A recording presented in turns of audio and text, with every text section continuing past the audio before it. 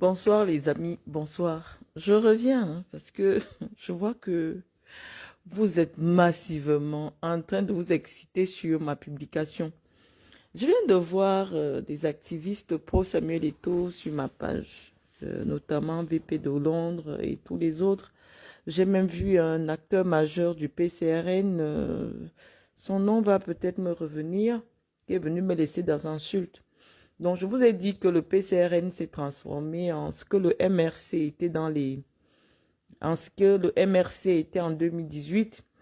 Donc, les agitations des activistes politiques sur ma page viennent simplement nous démontrer que nous ne nous sommes pas trompés dans la première analyse que nous avons laissée en matinée. Donc, partagez le direct. On va encore appuyer là où ça fait mal parce que on vient de recevoir des éléments qui nous permettent de venir verser notre venin, parce que c'est notre rôle. C'est le rôle que nous nous sommes assignés, à savoir faire des intrigues. Donc, nous sommes aujourd'hui en possession des éléments qui peuvent nous permettre de dire un peu plus, d'ajouter un peu plus sereinement, parce que le matin, je vous ai dit, j'étais très pressée, il fallait que je vous laisse rapidement un message. Mais là, nous allons parler véritablement de ce que nous pensons, des réactions, en fonction des réactions que nous recevons. Et oh là là, les Camerounais me font tellement rire. Partagez le direct, vous qui êtes là.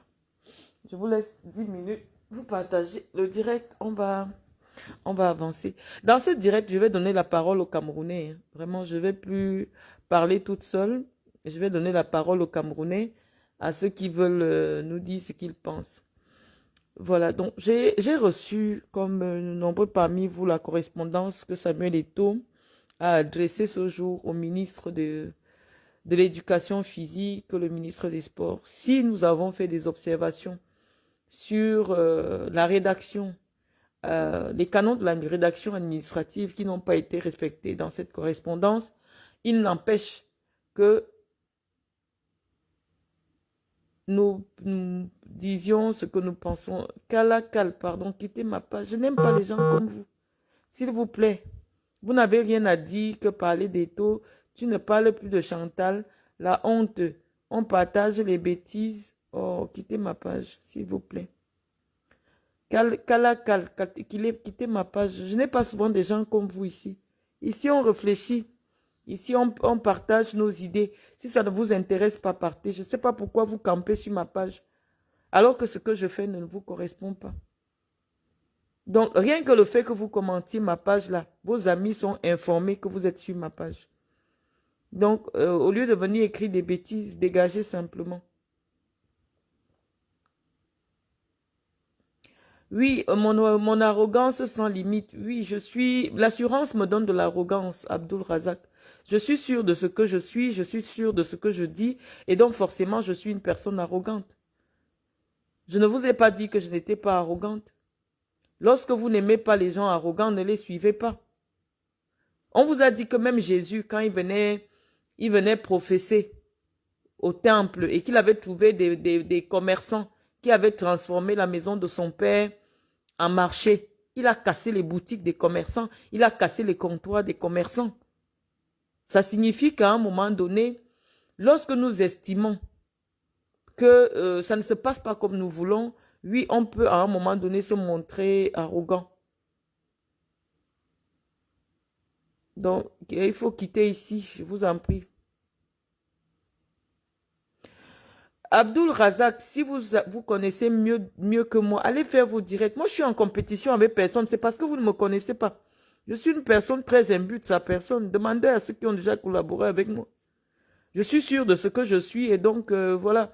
Allez faire vos directs, allez faire vos communications. Vous ne me verrez jamais là-bas. Est-ce que vous m'avez déjà vu commenter dans un direct?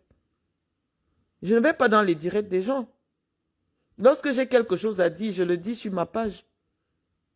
Mais lorsque je vois des gens venir dire des choses, parce que je ne veux pas répondre à tout le monde, je lance un direct. C'est mon direct. Donc, je vous disais que mon service de renseignement m'a envoyé la correspondance de Samuel Eto'o et j'ai essayé de faire une petite analyse. Donc, la première analyse que j'ai faite est simplement une boutade. Mais une boutade qui a tout son sens. quand on sait que lorsqu'on s'adresse ou lorsqu'on parle du chef de l'État, du président de la République, parce que dans la correspondance de Samuel Eto'o, quand il dit dans un test visé par le président Paul Biya, on a l'impression qu'il parle d'un autre président d'une fédération. C'est cet amalgame-là, cet amalgame concret-là qui nous pose un problème. C'est-à-dire que le président, on doit dire le président de la République n'est pas le président de la FECAFOOT. Lui peut se faire appeler président Samuel Eto'o. Mais Paul Biya est le président de la République, son excellence Paul Biya. Et nous tenons à cela. Nous vous avons dit que jusqu'en 2025, nous n'allons tolérer aucun écart vis-à-vis de Paul Biya. Je vous ai dit que je suis biaïste. C'est-à-dire que lorsque nous sentons que quelqu'un veut manquer de respect à Paul Biya, même si c'est sa femme, on monte sur elle. On finit avec elle. C'est ça que vous devez comprendre dans notre démarche. Nous avons dit que notre père n'est plus candidat en 2025. Nous avons dit cela. Et nous avons dit que quelle que soit la personne qui bafoue l'autorité de Paul Biya, nous, on va traiter cette personne. C'est ça que vous ne comprenez pas dans notre démarche. C'est-à-dire que nous sommes là pour protéger Paul Biya jusqu'en 2025. Et pour bien expliquer aux Camerounais le travail de Paul Biya, les manquements de Paul Biya, les insuffisances de Paul Biya, parce que nous sommes les soutiens de Paul Biya. Il faut bien comprendre. Notre démarche, on a commencé à parler sur Internet. Pourquoi?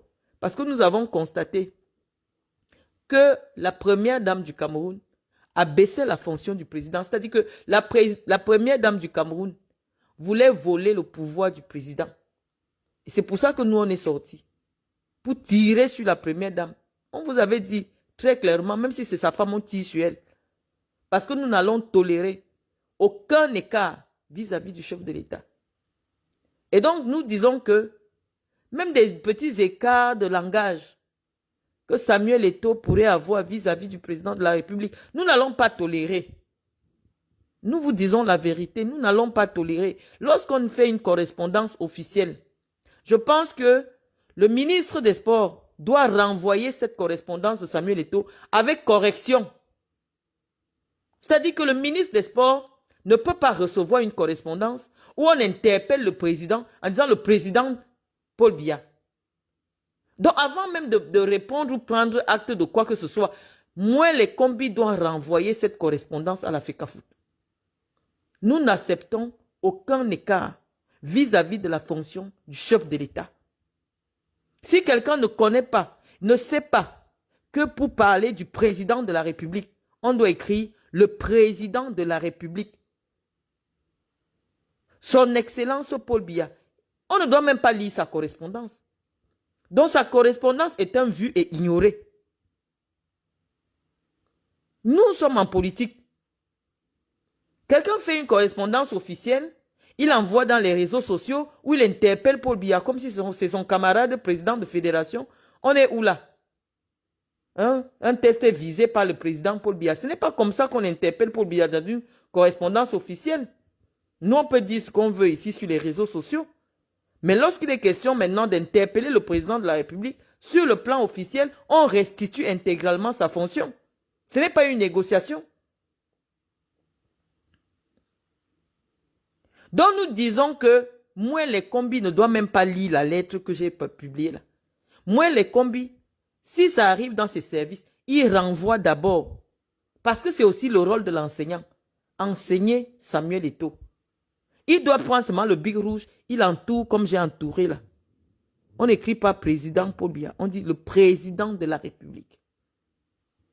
Donc, nous disons que moi les combis ne doit même pas recevoir cette correspondance. Il doit la renvoyer à la FECAFOOT avec correction au big rouge. Nous n'acceptons pas le manque de respect. Et lorsque nous avons dit cela, je vous ai dit, on s'est largement épanché. C'est vrai qu'on était un peu perturbé par les Églisiens. Nous avons dit à Samuel Eto'o que celui à qui notre constitution, parce que les Églisiens ne sont pas trop allés à l'école. Hein. La Constitution, c'est la loi qui est au-dessus de toutes les lois. Celui à qui notre Constitution a donné le pouvoir d'outrepasser ses propres décrets Je ne sais pas si vous comprenez, parce que je ne sais plus dans quel... Je vous dis que les certifiés, les médiocres gouvernent le Cameroun pendant que nous, on est au quartier. On dit que celui à qui la constitution du Cameroun donne le droit de prendre des décisions sans rendre compte à qui que ce soit, de violer même ses propres décrets. C'est-à-dire qu'il peut faire un décret aujourd'hui, te nomme ministre. Demain, il sort encore un décret pour dire que tu n'es plus ministre. Tu ne vas pas dire non, le décret que tu avais signé hier n'est pas encore entré en vigueur ou était déjà entré en vigueur. Il n'a de compte à rendre à personne. Le président de la République a un pouvoir que vous ne pouvez même pas imaginer. Et on dit que cette personne qui détient des pouvoirs absolus, qui lui sont conférés par la Constitution, la norme juridique la plus élevée du Cameroun, a dit que ceux qui ont été nommés là, BRICS, Oman Big, ce sont ceux-là qui vont gérer l'équipe nationale du Cameroun. Qui es-tu, Samuel Eto'o? Qui es-tu, Samuel Eto'o, pour décider que tu ne vas pas mettre une décision d'un ministre instruite par le président de la République en œuvre? Est-ce qu'on demande ton avis? Samuel Eto'o va créer son équipe nationale, hein? L'équipe nationale de son pays. Mais parce que s'il est vrai que les personnes qui ont été nommées par celui qui est le chef de l'État du Cameroun, nous allons voir comment ces personnes ne seront pas installées. Je vois des gens qui viennent me dire que si tu t'attaques à Samuel Eto'o, c'est que tu as descendu. Est-ce que moi j'ai peur de la sorcellerie? Je connais Eto'o plus que vous. Vous n'avez jamais tendu la main à Eto'o. Vous n'avez jamais affronté Eto'o. Vous ne connaissez pas Samuel Eto'o. Moi, je dois avoir parlé de Samuel Eto'o par rapport à quoi? Un, Samuel Eto'o ne me dépasse pas en taille. Deux, Samuel Eto'o n'est pas allé à l'école plus que moi. L'argent de Samuel Eto'o, sincèrement, je n'ai jamais vu. Donc, moi, je suis en train de vous demander la descente aux enfers par rapport à quoi? Ou alors parce qu'on dit souvent que quand quelqu'un croque aux fruits défendus, il commence à manquer de respect au mari même de la femme. Ça veut dire quoi vos histoires même? Samuel Eto'o est devenu qui au Cameroun? Samuel Eto'o est qui au Cameroun? Non, vous comprenez. Si c'est seulement le ballon là, parce que moi je les accompagnais partout où ils partaient. Quand ils allaient en compétition, ils poussaient le ballon et ils n'étaient pas le seul à jouer. Ça veut dire qu'il y avait au moins 10 personnes qui se chargeaient d'envoyer le ballon. Il y avait des fois, ils marquaient, il y avait des fois, ils ne marquaient pas. Et quand ils ne marquaient pas, ils pleuraient. Qu'est-ce qu'il est devenu entre-temps? Venez nous dire, si tu t'attaques à Samuel Eto'o, on sait où Samuel Eto'o est attaché quand il est au Cameroun. C'est ça que nous allons vous pousser à nous avouer. Samuel Eto'o est qui au Cameroun par rapport à un ministre? Samuel Eto'o est qui au Cameroun par rapport au chef de l'État, par rapport au ministre, secrétaire général, ministre d'État? Venez nous expliquer. Hein. C'est quoi la FECAFOOT? Je vous ai dit, j'ai travaillé à la FECAFOOT. Vous n'allez pas nier que j'ai travaillé à la FECAFOOT. J'ai travaillé à la FECAFOOT pendant qu'Eto'o fils jouait. J'étais déjà dirigeante. Donc je vous dis, venez nous expliquer ce que Samuel Eto'o est devenu au Cameroun entre-temps. Parce que nous, on sait seulement que il est devenu président de la FECAFOOT. S'il y a autre chose entre-temps, venez nous dire. En quoi j'attaque la race Bassa? En quoi le fait de dire que Samuel devrait se comporter, ne serait-ce que sur le plan du droit d'aînesse, comme le jeune qu'il est. On a pris une décision parce qu'on pense que c'est celle-là qui est salutaire. Lorsqu'on lui a laissé les mains libres, il a décidé qu'il va prendre son. Et on a vu ce que ça a donné. Bon, le président estime que si dans 2 ans, on peut mieux préparer l'équipe du Cameroun à la prochaine CAN, c'est mieux de choisir quelqu'un d'autre. On ne sait pas par quel mécanisme les noms sont arrivés chez le président. Je vous ai expliqué que le ministre a un pouvoir discrétionnaire. Le président de la République a le pouvoir des pouvoirs. Ça veut dire qu'un entraîneur peut venir directement à la présidence et on informe le ministre que c'est comme ça que ça va se passer maintenant. Le problème de Samuel Eto'o, c'est quoi? Celui qui fait le décret décide qu'il ne respecte pas son décret. Son problème est où? Je vous parle terre à terre. En quoi j'attaque les Bassa? C'est pour ça que je vous dis que la transition politique au Cameroun, elle va être sanglante. Donc pour vous là, on vous a donné un État.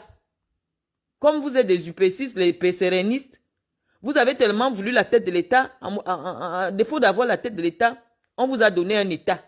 On vous a donné un État dans l'État. Si je comprends bien, en quoi je m'attaque au Bassa?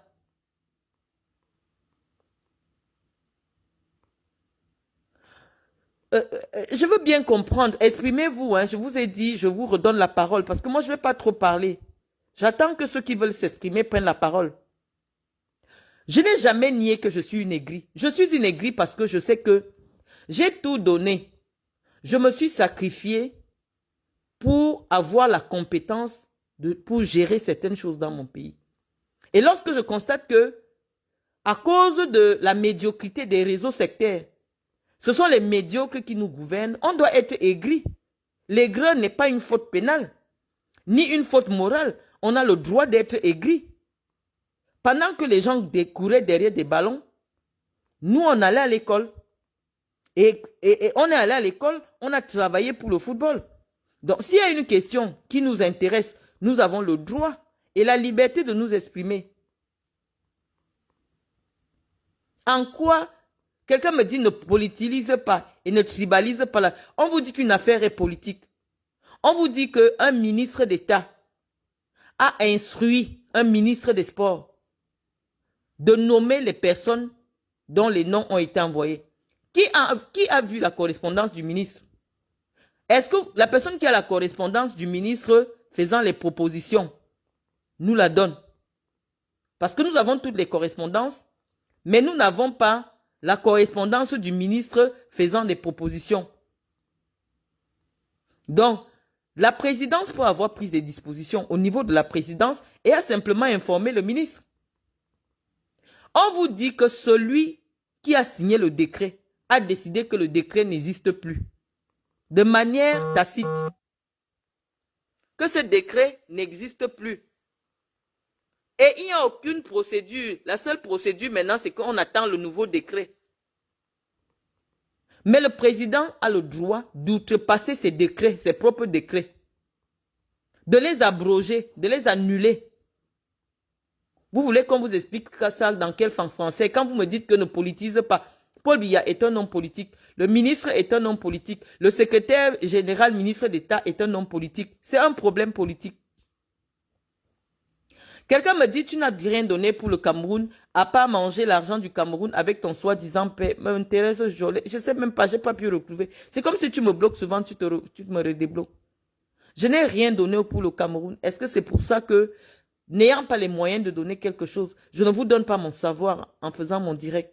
J'ai travaillé à la CIA TV pendant 11 ans. J'ai dirigé une ligue régionale de football. J'ai dirigé un projet international de football pour le Cameroun.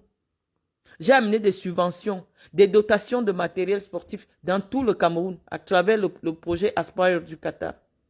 J'ai fait ma part, j'ai une fondation qui paye l'école aux enfants, qui donne des dons dans des hôpitaux. Vous me voulez quoi?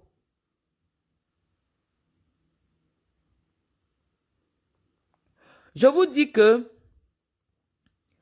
lorsque j'avais dit à Paul Biya qui ne dirige pas ne dirige plus le Cameroun, je voulais l'exciter. Je voulais qu'il agisse comme il agit maintenant. Moi, je connais notre père.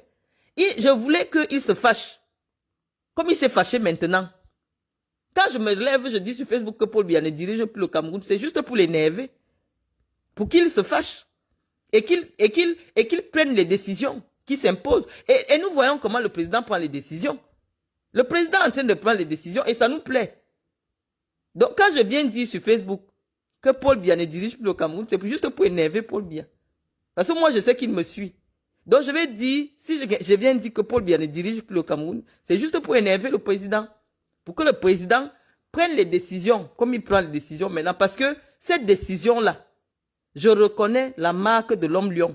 C'est sa décision. C'est le président. Quand il y a une décision, je vous dis que ça, ce n'est pas le président, ce n'est pas le président. Lorsqu'il y a eu l'affaire de Sombanak, je vous ai dit, je vous ai expliqué comment c'est passé. Je vous ai dit que Paul Biya n'était pas au courant. Mais il a laissé faire. Parce que Paul Biya, c'est sa stratégie. Il aime le pourrissement. Il vous laisse faire, ça pourrit. Et quand ça pourrit maintenant, il prend la décision. Et une décision qui sera radicale.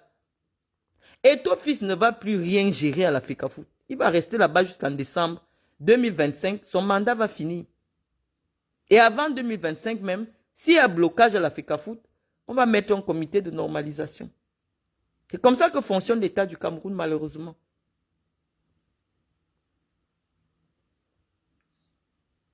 Donc, je vous explique que ce n'est pas un problème. Ce n'est pas un problème personnel. Ce n'est pas qu'à chaque fois qu'on décide de s'exprimer sur des questions qui nous intéressent, vous commencez à faire la sorcellerie.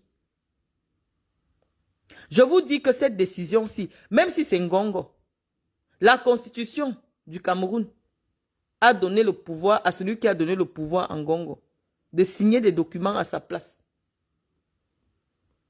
Donc, on va d'abord appliquer. Eto'o-Fils n'a aucun mécanisme n'est prévu pour Eto'o-Fils pour contester ce que le ministre décide. Pour la FECAFOOT.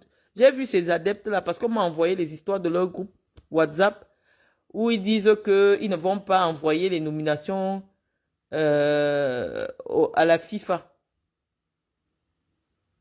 Ils ne savent pas que le Cameroun peut décider de ne plus participer aux compétitions de la FIFA.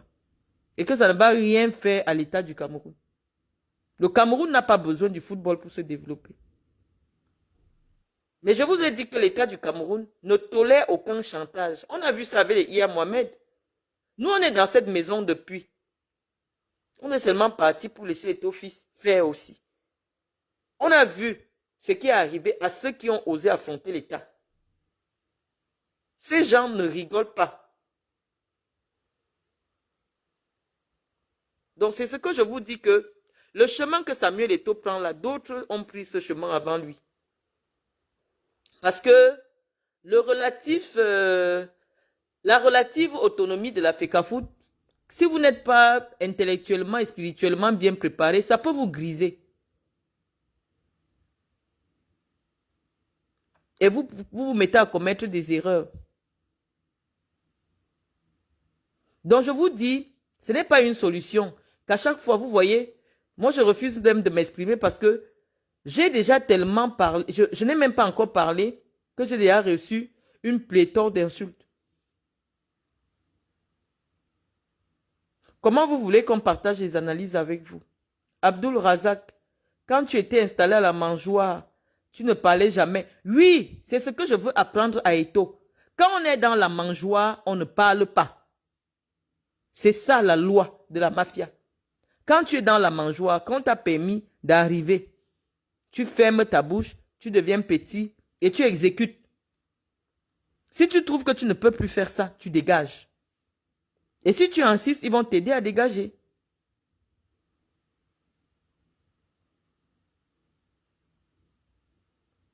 Donc, tu as dit que le président prend les décisions, lesquelles, s'il vous plaît, à part le football. Je vous dis, lorsque des décisions viennent nous trouver, nous savons où le président a mis sa main et là où le président n'a pas mis sa main. C'est tout. J'ai dit, c'est ma décision, que je ne souhaite plus que Paul Biya se représente dans 7 ans. Je dis tout ce que je dis là juste pour énerver le président.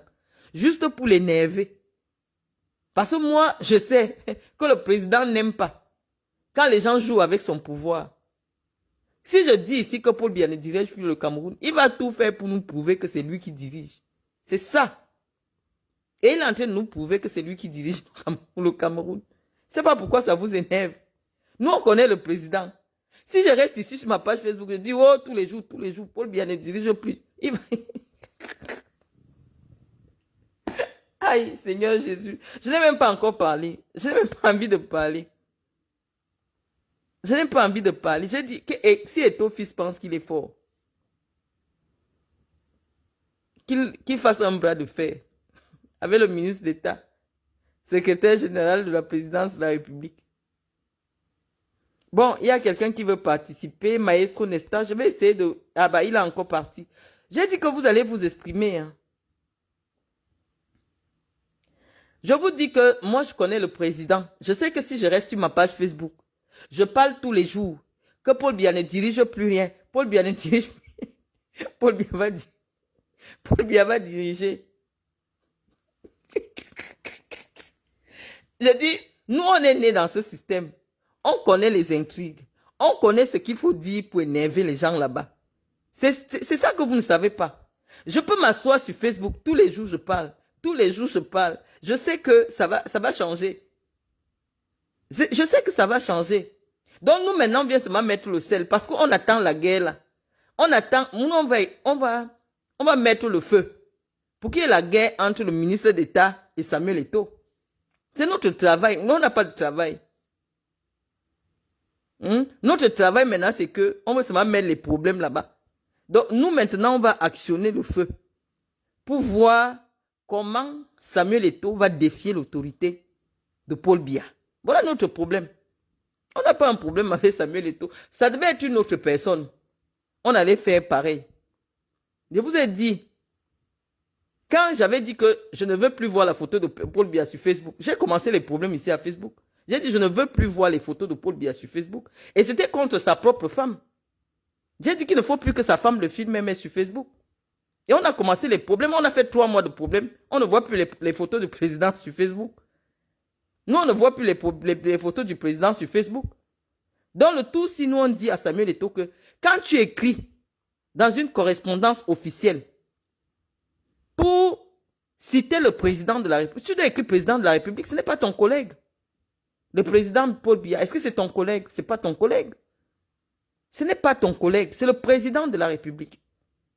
Dans cette lettre-là, rien que pour ce crime de lèse-majesté-là, ne doit même pas être lu. Moi, les combis doivent faire vu et ignoré. Oui. Moi, les combis ne doivent même pas tenir compte de ce que la FECAFOOT a envoyé. C'est un manque de respect. Vous voulez qu'on arrive même où? Il écrit à son ministre. Il ne crie pas le nom de son ministre. C'est quel manque de respect ça? Il devait écrire sa correspondance à son excellence, professeur Mouele Kombi, ministre des Sports et de l'Éducation physique du Cameroun. Il écrit à monsieur le ministre des Sports. Qui est le ministre des Sports? Donc nous devons accepter le manque de respect. Nous, on n'accepte pas.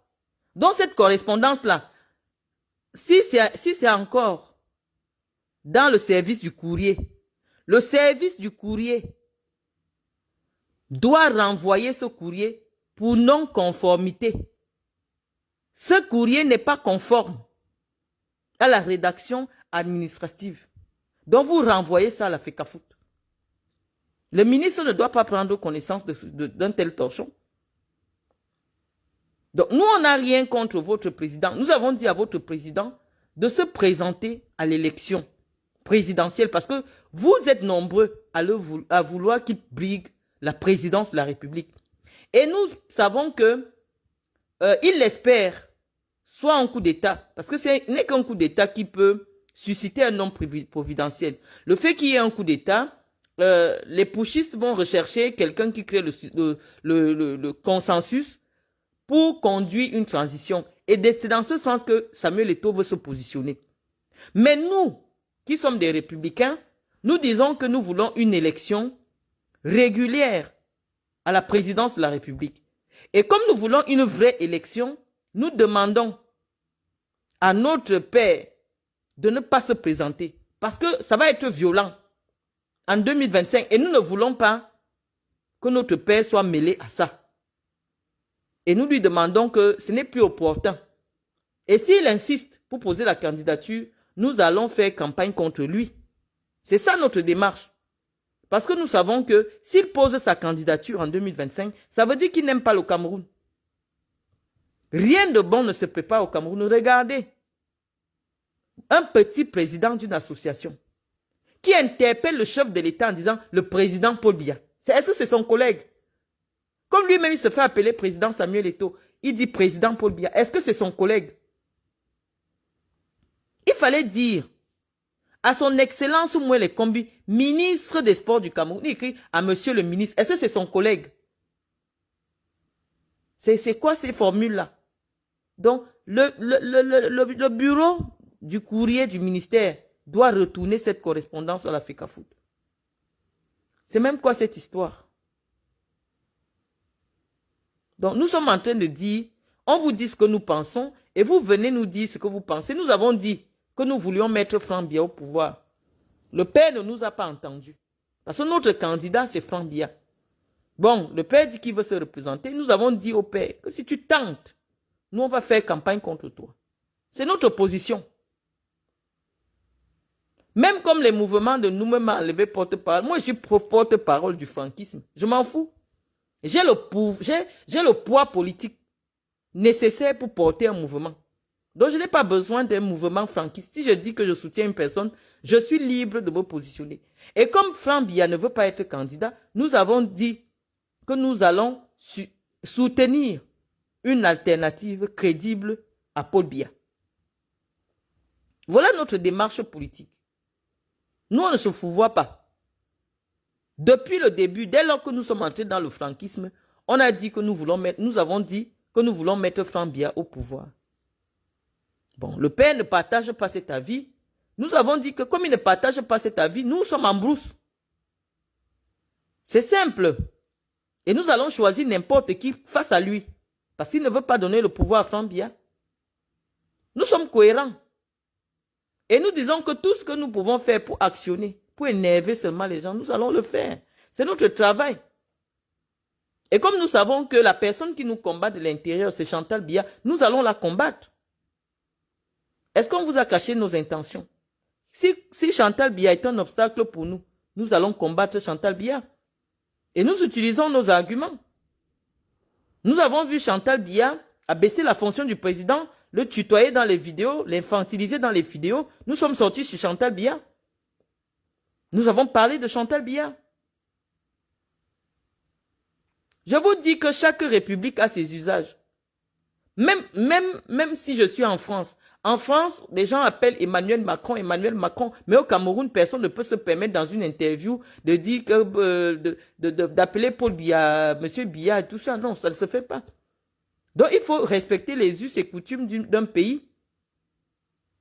L'usage est que lorsqu'on parle du président de la République, dans une correspondance officielle, on met bien Monsieur le Président de la République. Et ça doit être écrit en gras. Parce qu'il n'est pas un petit président. Je vous avais déjà dit ça dans le direct. Que Paul Biya tient à ce qu'on l'appelle Monsieur le Président de la République. Si tu ne fais pas ça, il va te le faire comprendre d'une manière ou d'une autre. Quand il dit le président Biya, est-ce que c'est le président d'une fédération? Donc je vous ai dit, je vous dis quelle est notre position. Depuis 2 ans, nous avons dit que nous, on n'accompagne plus Paul Biya. Et nous avons dit que nous allons veiller à ce que Paul Biya soit président jusqu'en 2025. Toute personne qui va souhaiter bafouer l'autorité de Paul Biya, même si c'est sa propre femme, nous allons la combattre. Parce que c'est elle qui donne le poids à Eto'o. Je ne sais pas ce qu'elle traite avec Samuel Eto'o. Quand Eto'o se permet aujourd'hui d'interpeller, lorsque j'avais fait le direct, allez réécouter mon direct. Lorsque j'avais demandé que l'autre soit limogé. Comment vous l'appelez? Samba Anak. J'avais expliqué que c'est Chantal Biya qui a fait nommer Samba Anak. Et j'avais expliqué que le président n'avait pas été informé. Quand nous parlons ici, tous les services de renseignement sont branchés sur nos pages. Quand vous êtes 700 là, il y a au moins 50 policiers que le délégué général a déjà affecté pour suivre mes directs.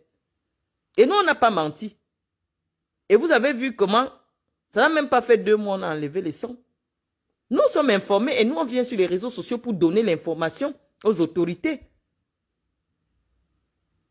Parfois, on peut être dans l'illégalité, mais on est obligé parce que nous aimons notre pays. Donc, le petit pouvoir qui est monté dans la tête de Samuel Eto'o, je ne sais pas comment il a pris ça, mais c'est Chantal Biya. Il ose interpeller le président en disant le président Biya, c'est son collègue. Nous n'allons pas tolérer ça. Lorsqu'on voit quelqu'un qui veut fragiliser le pouvoir de Biya ou qui veut s'attaquer au pouvoir de Biya, non, nous sommes des biaïstes, on va sortir sur lui en vrai. Nous, on va sortir sur lui en vrai et c'est ça notre problème avec Samuel Eto'o.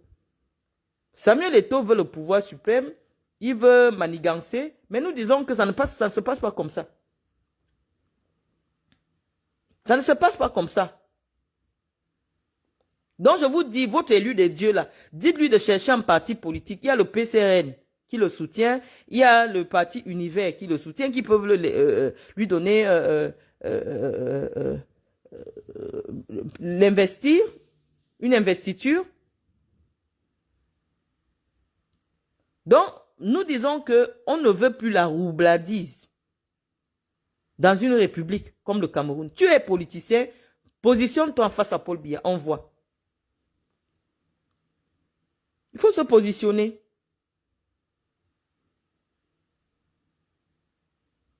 Donc nous disons que nous allons combattre Samuel Eto'o parce que nous savons que Samuel Eto'o veut voler le pouvoir. C'est notre seul problème maintenant avec lui. On n'a aucun problème avec lui. Nous, on a dit, même si c'est Brenda. Si on entend seulement que Brenda veut, on va tirer sur Brenda. On n'a rien à foutre. Nous sommes des biaïstes. Nous, on vous a dit, on va accompagner notre père jusqu'en 2025. Et nous avons dit à notre père que vraiment, s'il veut voir le feu sortir de nos yeux, qui tente de dire qu'il est candidat en 2025, il ne va pas nous reconnaître. Mais n'empêche que nous n'allons tolérer aucun écart. J'ai dit ça tous les jours. Je vous dis ça tous les jours. Comprenez notre démarche. Moi, je suis du Sud. Je suis du Djailobo. Je suis de l'arrondissement du président Biya. Je vous ai donné quelle est notre démarche. Lorsque nous sommes sortis pour dire qu'on met Franck Biya au pouvoir, vous deviez comprendre qu'en 2025, nous ne sommes plus avec le président. Et nous n'avons pas changé. Nous disons simplement que nous savons comment faire réagir notre père. Lorsque j'écris sur Facebook, que oh, Paul Biya ne dirige plus, Paul Biya ne dirige plus, c'est parce que nous savons que il va sortir. Il va sortir sur les gens en vrai. Et voilà. C'est notre président. Donc, nous vous expliquons quelle est notre démarche. Parce que Madame Biya a donné le pouvoir à certaines personnes à Yaoundé là. Nous disons que ce n'est pas comme ça que ça fonctionne. Que ceux qui veulent le pouvoir se présentent aux élections. Mais qu'on ne prenne plus notre père comme un pantin. Les gens viennent prendre le pouvoir et après partent se partager ce pouvoir entre petits amis. Il n'est même plus au courant de rien. Nous ne sommes pas d'accord avec cette façon de faire. Donc, c'est ça qu'on vous explique. Il n'y a pas de négociation. On dit que toute personne qui va vouloir jouer de manière irrégulière, tant que Biya est là, on monte sur lui. On monte sur elle en vrai. Donc, on dit que Samuel Eto'o, nous, on sait que tu veux le pouvoir. Et si tu veux le pouvoir, c'est des gens comme nous, comme ça, que tu auras en face. Parce que le pouvoir, c'est pour les requins. Il ne faut pas utiliser les moyens de l'État pour déstabiliser l'État. Ça n'a pas de sens. Et nous attendons de voir que cette décision du ministre des Sports ne soit pas appliquée. Nous attendons. Comme il s'agit d'une déclaration de guerre, nous avons vu la correspondance sur les réseaux sociaux, M. Samuel Eto'o. J'ai beaucoup de respect pour toi. Mais en politique, il n'y a pas des amis, il n'y a que les intérêts. Moi, je n'ai aucun intérêt avec toi. Je n'ai aucun intérêt. Donc, la politique, c'est des intérêts. Tu veux utiliser les moyens de l'État pour déstabiliser l'État. Nous ne sommes pas d'accord avec ça. On a vu le communiqué hier. On pensait que ce matin, il allait dire que vraiment, c'est une maladresse du community manager. Mais le gars sort carrément une correspondance où il a l'outrecuidance d'interpeller le président de la République comme si c'est son camarade de classe. On est même dans quel pays là? Non, moi je me demande. Le droit sera dit face à qui? Eto'o va traîner le ministre des Sports Devant quelle institution pour faire appliquer le droit? Est-ce que vous vous entendez même? Même si Eto'o propose de nouvelles personnes aujourd'hui, la personne qui devra entériner les propositions de Samuel Eto'o, c'est Moelle Kombi. Est-ce que Moelle Kombi est aux ordres de Samuel Eto'o? Voilà des gens. Attendez, j'accepte Karine.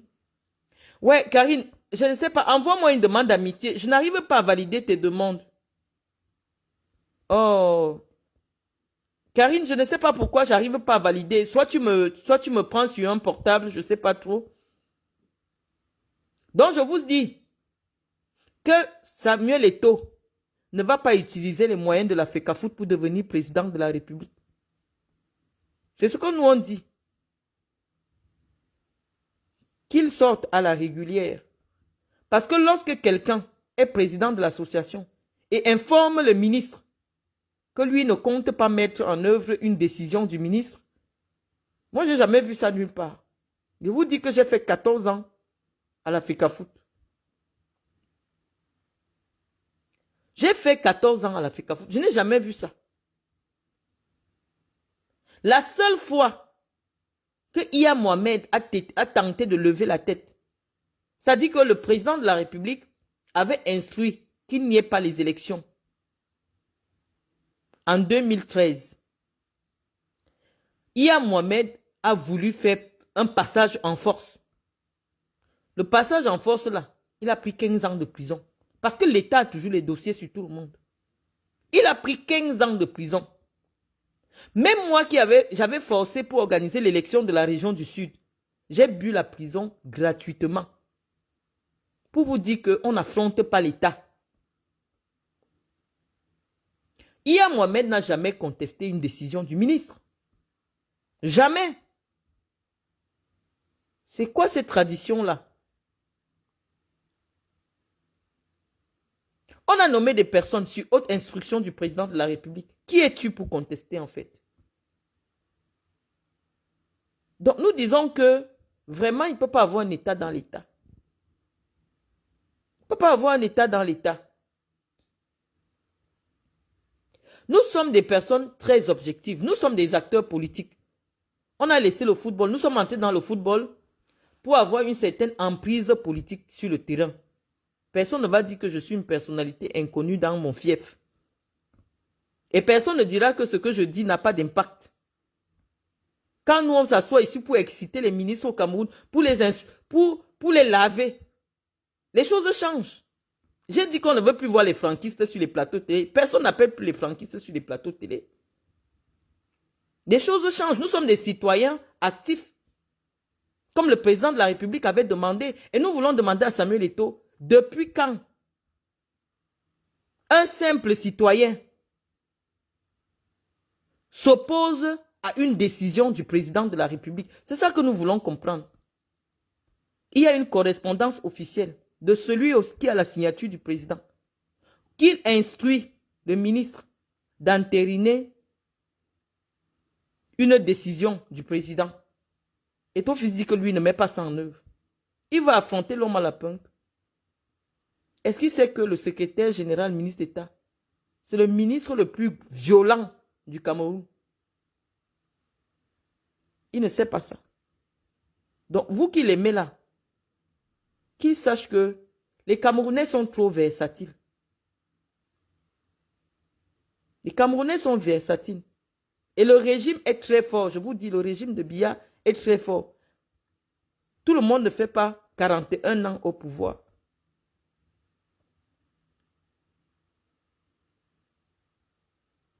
Donc, je vous dis, il y a une différence entre inciter et exciter. Hein. Cyberops, c'est exciter. Parce que inciter, c'est autre chose. Inciter, c'est suggérer. Tu incites. Lorsque tu incites, c'est qu'il y a de la suggestion. Mais exciter quelqu'un, c'est autre chose. Lorsque je viens dire que Paul Biya ne dirige plus le Cameroun, c'est pour exciter le président. Ce n'est pas pour l'inciter. Donc, nous, on vous dit que vraiment le petit pouvoir apparent que les gens ont à Yaoundé, parce qu'ils ont le numéro de Chantal Biya, ça va finir. Nous, on va s'asseoir ici sur Facebook pour finir le pouvoir des gens qui ont reçu le pouvoir grâce à Chantal Biya. C'est notre travail. Nous, on a décidé de se mettre en exil, rien que pour ça. Pour mieux défendre le régime de Paul Biya. Donc, toute personne qui va croire qu'elle peut défier l'autorité de Paul Biya parce qu'elle a reçu le pouvoir de Chantal Biya, nous, on va tirer sur elle. Donc, c'est comme ça. Donc, ne poussez pas. Supposons que c'est le Congo, ça, parce que je préfère que le ministre, cette correspondance de Samuel Eto'o ne soit pas enregistrée au ministère des Sports. Pour non-conformité. Simplement, ce n'est pas conforme, vous renvoyez ça à l'Africa Foot. Là, il va comprendre que même pour qu'on accepte un courrier que le ministre doit lire, c'est un courrier qui doit être conforme. Donc, j'interpelle ici le chef service du courrier du MINSEP de rendre cette correspondance à l'Africa Foot pour que la correspondance soit mise en conformité. Parce que Eto'o fils n'a pas écrit au ministre des Sports en faisant copie au secrétaire général, ministre d'État. S'il ne connaît pas l'administration, c'est son problème. Donc cette correspondance sera simplement ignorée. Et nous attendons. Et nous attendons que cette décision ne soit pas appliquée. Ces nominations ne soient pas appliquées. Voilà notre seul problème. Voilà quelqu'un qui est encore là. Nous allons prendre cette personne. Ajouter quelqu'un.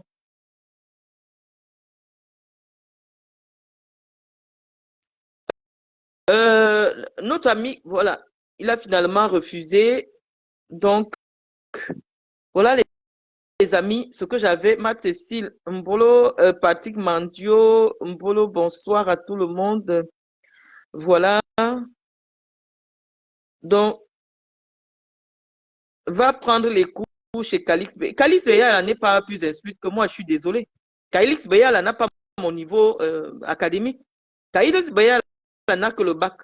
Donc, je n'ai pas de cours à aller prendre chez Calix Beyala. Je n'ai pas de cours à aller prendre chez Nathalie Yam parce que je suis plus instruite que Nathalie Yam. Sauf que je suis atypique. Je suis plus instruite que Nathalie Yam. Je suis plus instruite que Calix Beyala. Calix Beyala n'a jamais rien dirigé au Cameroun. Elle n'a jamais travaillé au Cameroun. C'est pas parce que quelqu'un fait des vues, fait un panafricanisme, ou je sais pas ce qu'elles font, elles n'ont pas mon âge, mais je dis je suis plus instruite que ces deux femmes. Ça peut vous paraître bizarre, mais c'est la vérité. Allez vérifier sur nos différents Wikipédia. Aucune de ces femmes n'a mon niveau académique.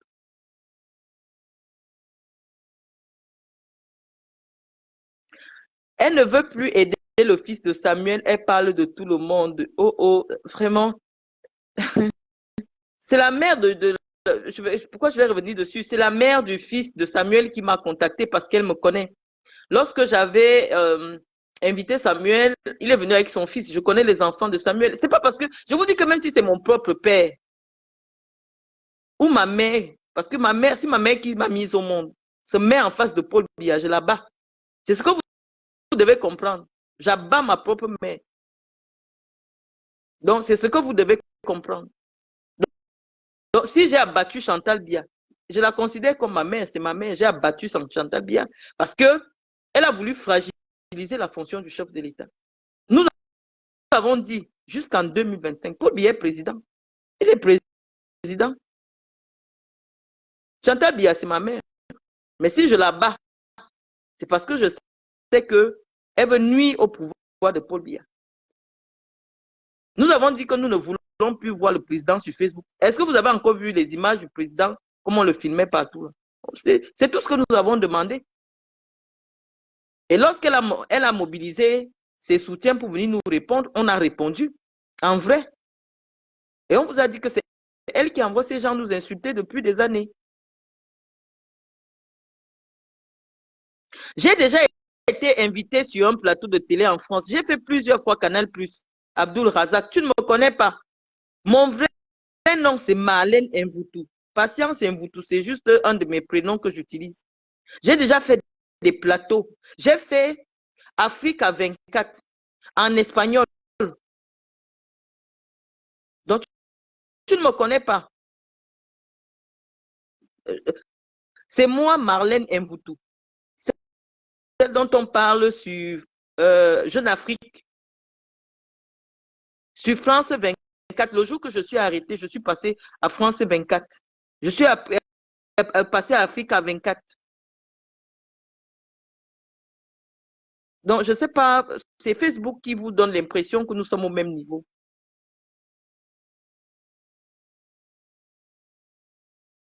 Lorsque je vous accepte, essayez d'intervenir parce que je reste là pour vous. Donc, il y a quelqu'un qui est en train d'être ajouté, que la personne se connecte. Bonsoir Marlène. Je vous écoute.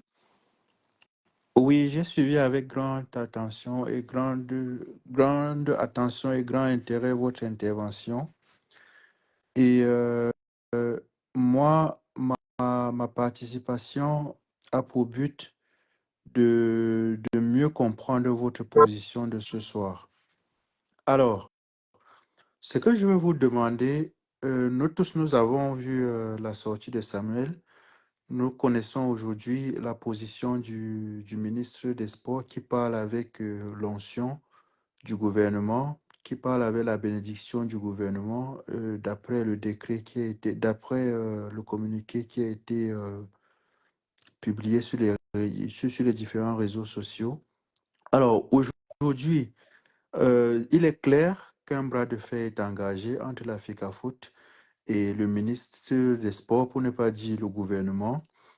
L'issue de ce bras de fer est, n'est-ce pas ce qu'on peut considérer aujourd'hui comme l'impasse tout simplement, dans la mesure où on sait que la FECAFOOT, même si elle joue la rébellion aujourd'hui, ne peut pas, ne peut en aucun cas se dresser contre une décision qui vient de la haute hiérarchie, qui vient du gouvernement, qui de surcroît parle avec les je veux dire, avec la signature, parce que lorsqu'on lit ce communiqué, il est clair que le ministre des Sports n'est qu'un porte-parole d'une décision qui ne vient pas certainement de lui, mais qui vient de sa haute hiérarchie.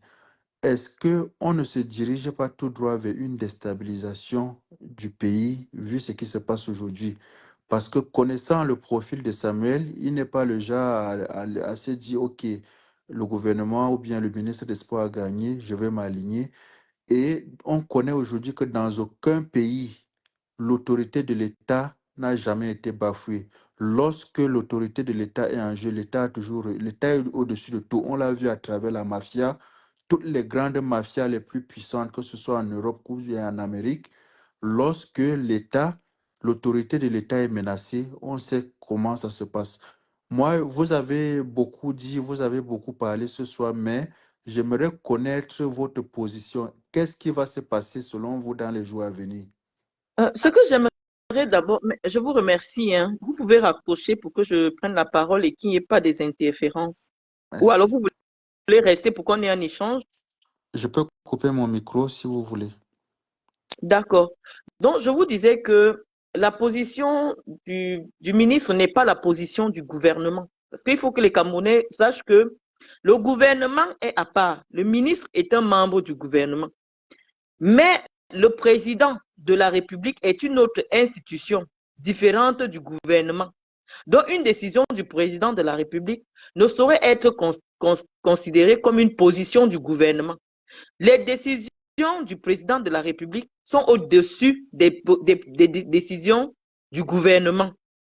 Donc, on vous explique que celui à qui l'État du Cameroun a donné tous les pouvoirs, c'est-à-dire qu'il peut,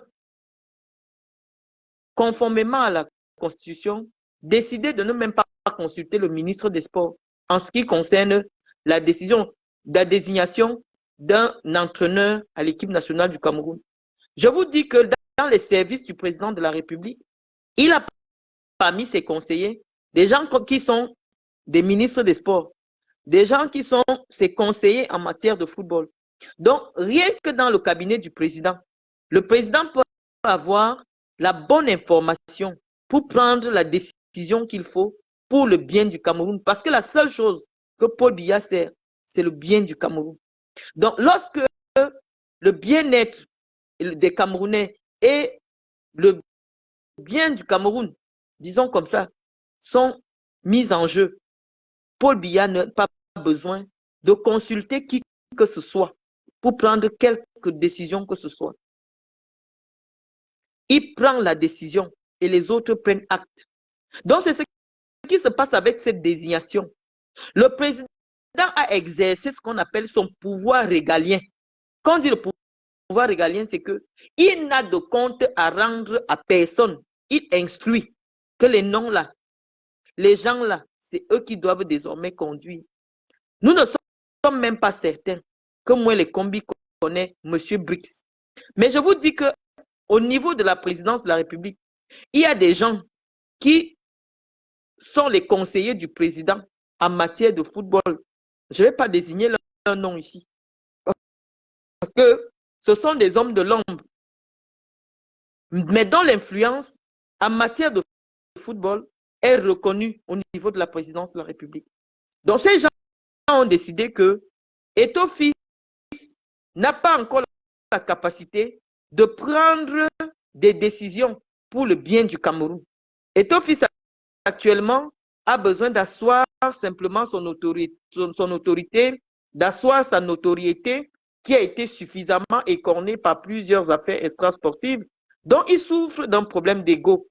Et donc, les décisions qu'Eto'o prend ne sont pas souvent pour le bien du Cameroun. C'est ce que Paul Biya a constaté. Et parce que Eto'o Fils a la responsabilité de gérer un secteur névralgique. Parce que je vous assure, vous avez dit la vérité. Ce qui se passe aujourd'hui à la FECAFOOT peut être la cause de la révolution populaire que les Camerounais attendent. Je l'avais déjà écrit il y a 6 mois. J'avais déjà écrit cela que nous savons à travers tous les bancs de foule que Samuel Eto'o cherche, il essaie de montrer à ses adversaires. Il fait la même chose que le Zomlois. Il fait la même chose qu'Amugoubelinga faisait. Lorsqu'il a dit que ce n'est pas parce que les Ngongons ont la signature qu'ils pensent qu'ils sont quelque chose, que lui, il a les moyens de pression. C'est ce qu'il avait dit. Et on sait où il est aujourd'hui.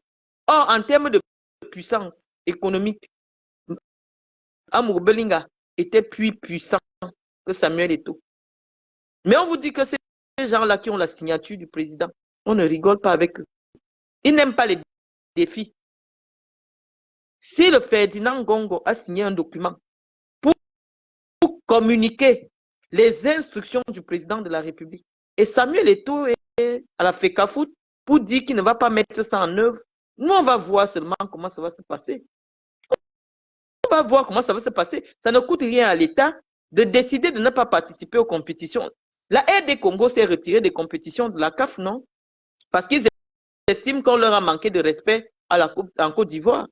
Une bonne équipe comme celle-là qui a pu quand même atteindre soit les demi-finales. Le président a dit nous nous retirons de toutes les compétitions de la CAF. Et ça a changé quoi en RD Congo? Ça a changé que les Congolais ont un niveau de vie élevé que ceux du Cameroun.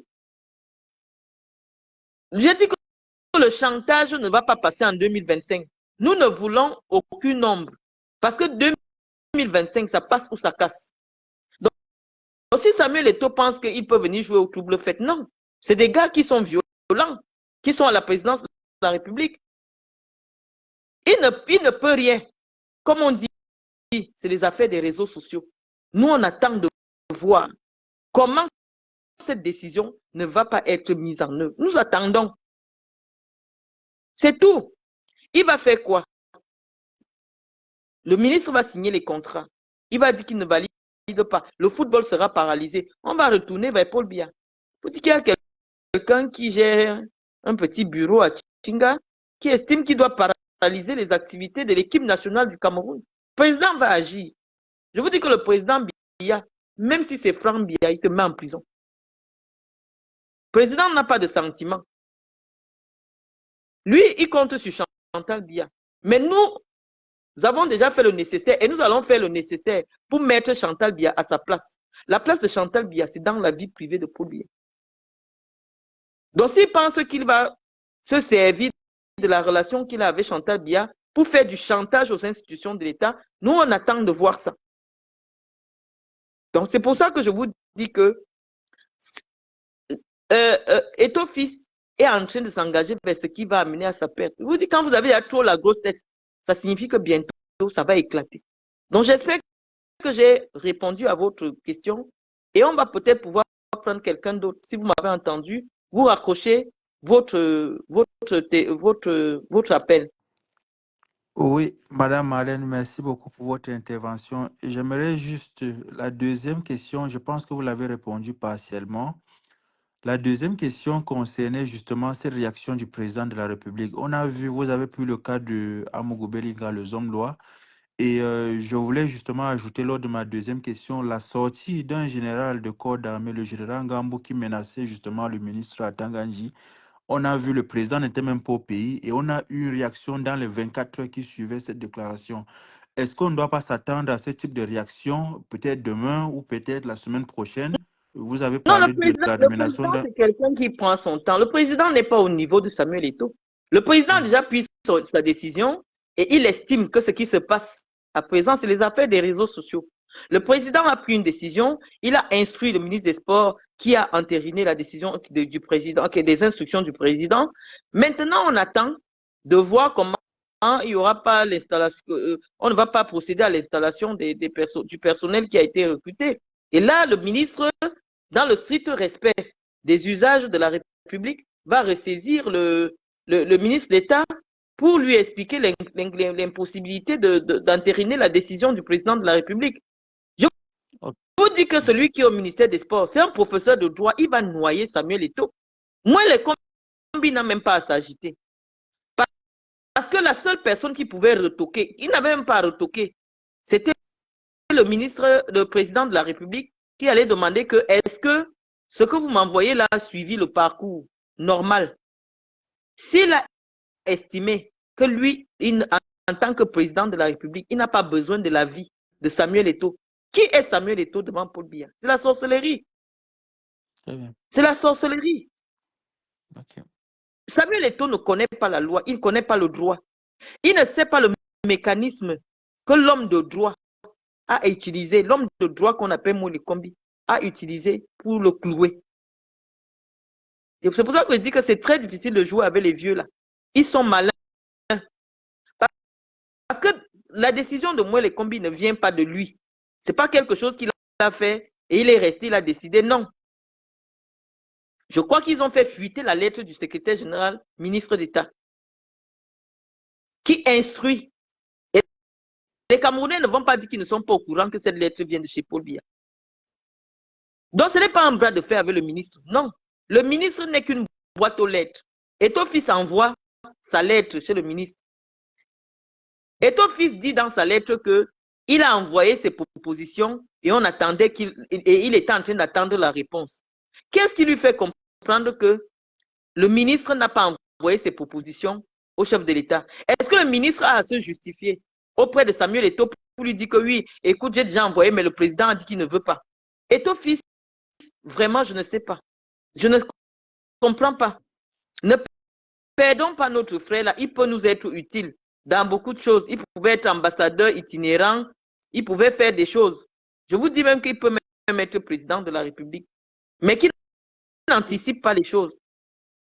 Je vous dis simplement que à l'heure actuelle là, le problème n'est pas avec moi les combis. Il faut bien expliquer ça à Samuel Eto'o. Son problème, ce n'est pas avec moi les combis. Moi les combis est déjà là comme Ponce Pilate. Parce que moi les combis a envoyé les propositions de Samuel Eto'o à la présidence. Et le président a le droit de dire que je ne veux rien de tout ce que vous m'avez envoyé comme proposition. Voilà ce que je veux. Et Paul Biya n'a pas besoin de se justifier. Quand quelque chose est déjà sorti du bureau, du secrétariat général de la présidence, ça veut dire que Paul Biya a déjà validé et c'est fini. Il n'y a plus de recours. Très bien. Donc, Merci la beaucoup. Je vais laisser. chose qu'il faut maintenant à faire, c'est d'attendre que ce personnel soit installé et de dire que moi, je démissionne parce que je vois que les règlements de l'État ne sont pas respectés, les normes internationales ne sont pas respectées, je me retire. C'est Et tout cette ce qu'il a à option qui faire n'est pas maintenant. envisageable aujourd'hui, vu le communiqué qu'il a pondu aujourd'hui, ça veut dire que ce n'est plus une option sur la table. C'est pour ça que je parlais lors de ma prise de parole, si on ne doit même pas craindre pour la vie de Samuel, parce que on connaît comment ça se passe généralement les bras de fer avec le gouvernement. Et tel que c'est parti, aucun camp ne veut jouer profil bas. Est-ce qu'il ne faut pas vraiment avoir peur de ce qui va se passer justement dans les Samuel prochains jours, quand on Eto'o ne connaît la sait pas personnalité que de la Samuel Eto'o-Fils? correspondance qui a été envoyée au ministre des Sports, il y a eu ampliation au ministre des Finances, il y a eu ampliation au secrétaire général du Premier ministre. Ça veut dire quoi? Que tant que Eto'o-Fils ne respecte pas la décision du ministre, des ministres des Sports, le ministre des instructions du président de la République, le ministre des Finances, non seulement il ne va plus leur donner de l'argent parce que c'est l'État qui finance les sorties des équipes nationales, mais derrière cela, l'État va leur demander d'aller vérifier même. L'État va leur demander de vérifier où est l'argent qu'on a déjà envoyé là-bas. Et je vous assure que même 5 francs, même pour 1000 francs, vous prenez 25 ans de prison. Parce que Eto'o-Fils n'a pas encore rendu compte de la gestion de l'argent de la CAN. Donc, le ministre des Finances va d'abord tout bloquer pour dire que, bon, comme il y a déjà une situation d'imbroglio dans l'équipe nationale, on bloque d'abord et on attend. Rendez-nous compte de ce qui s'est passé avec l'argent qu'on vous a d'abord donné pour la CAN. Voilà comment ça va se passer. Mais c'est déplorable parce que, je ne sais pas, la FECAFOOT n'appartient pas à Eto'o-Fils. La FECAFOOT appartient à tous les Camerounais. Et personne n'est indispensable au Cameroun, même pas Paul Biya. Nous tous, nous allons partir un jour. Moi, aujourd'hui, Merci. je suis en exil. Nous allons partir un jour, mais nous allons rester le Cameroun. Donc, parfois, laissons nos égoïsmes de côté. Laissons nos intérêts de côté. La chose la plus importante, c'est le Cameroun. Nous ne devons jamais mettre le pays à feu et à sang parce que nous voulons satisfaire nos égos surdimensionnés. Merci beaucoup pour la réponse. Je vais descendre pour libérer la ligne. Du coup, il y a les gens qui veulent intervenir. Merci beaucoup. À bientôt. Au revoir. On a ajouté Daïrou Ahmed. Je crois que ça n'a pas été fait. Solange Nguenan, j'ajoute. Solange Nguenan, je suis en train de vous ajouter. Bonsoir. Bonsoir Solange. Oui, bonsoir, Patience. Bonsoir, madame. Je voudrais participer au direct. Merci déjà pour tout ce que vous faites pour sensibiliser, éclairer beaucoup de Camerounais. Vraiment, je vous suis avec beaucoup d'intérêt. Alors, je vais intervenir par rapport au sujet qui brûle l'actualité au Cameroun actuellement. Je crois que Samuel Eto'o a réussi par un vilain passe-passe à faire oublier la brillante carrière internationale qu'il a eue en venant s'immiscer dans cette histoire de la FECAFOOT.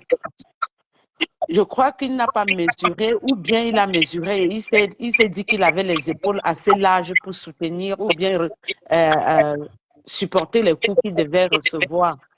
Parce que quand on est dans un pays où depuis 82, l'homme du 6 novembre n'a de programme politique, il est beau, il est chaud, il est charmant et qu'il s'accroche sur le football pour distraire la population et s'éterniser au pouvoir.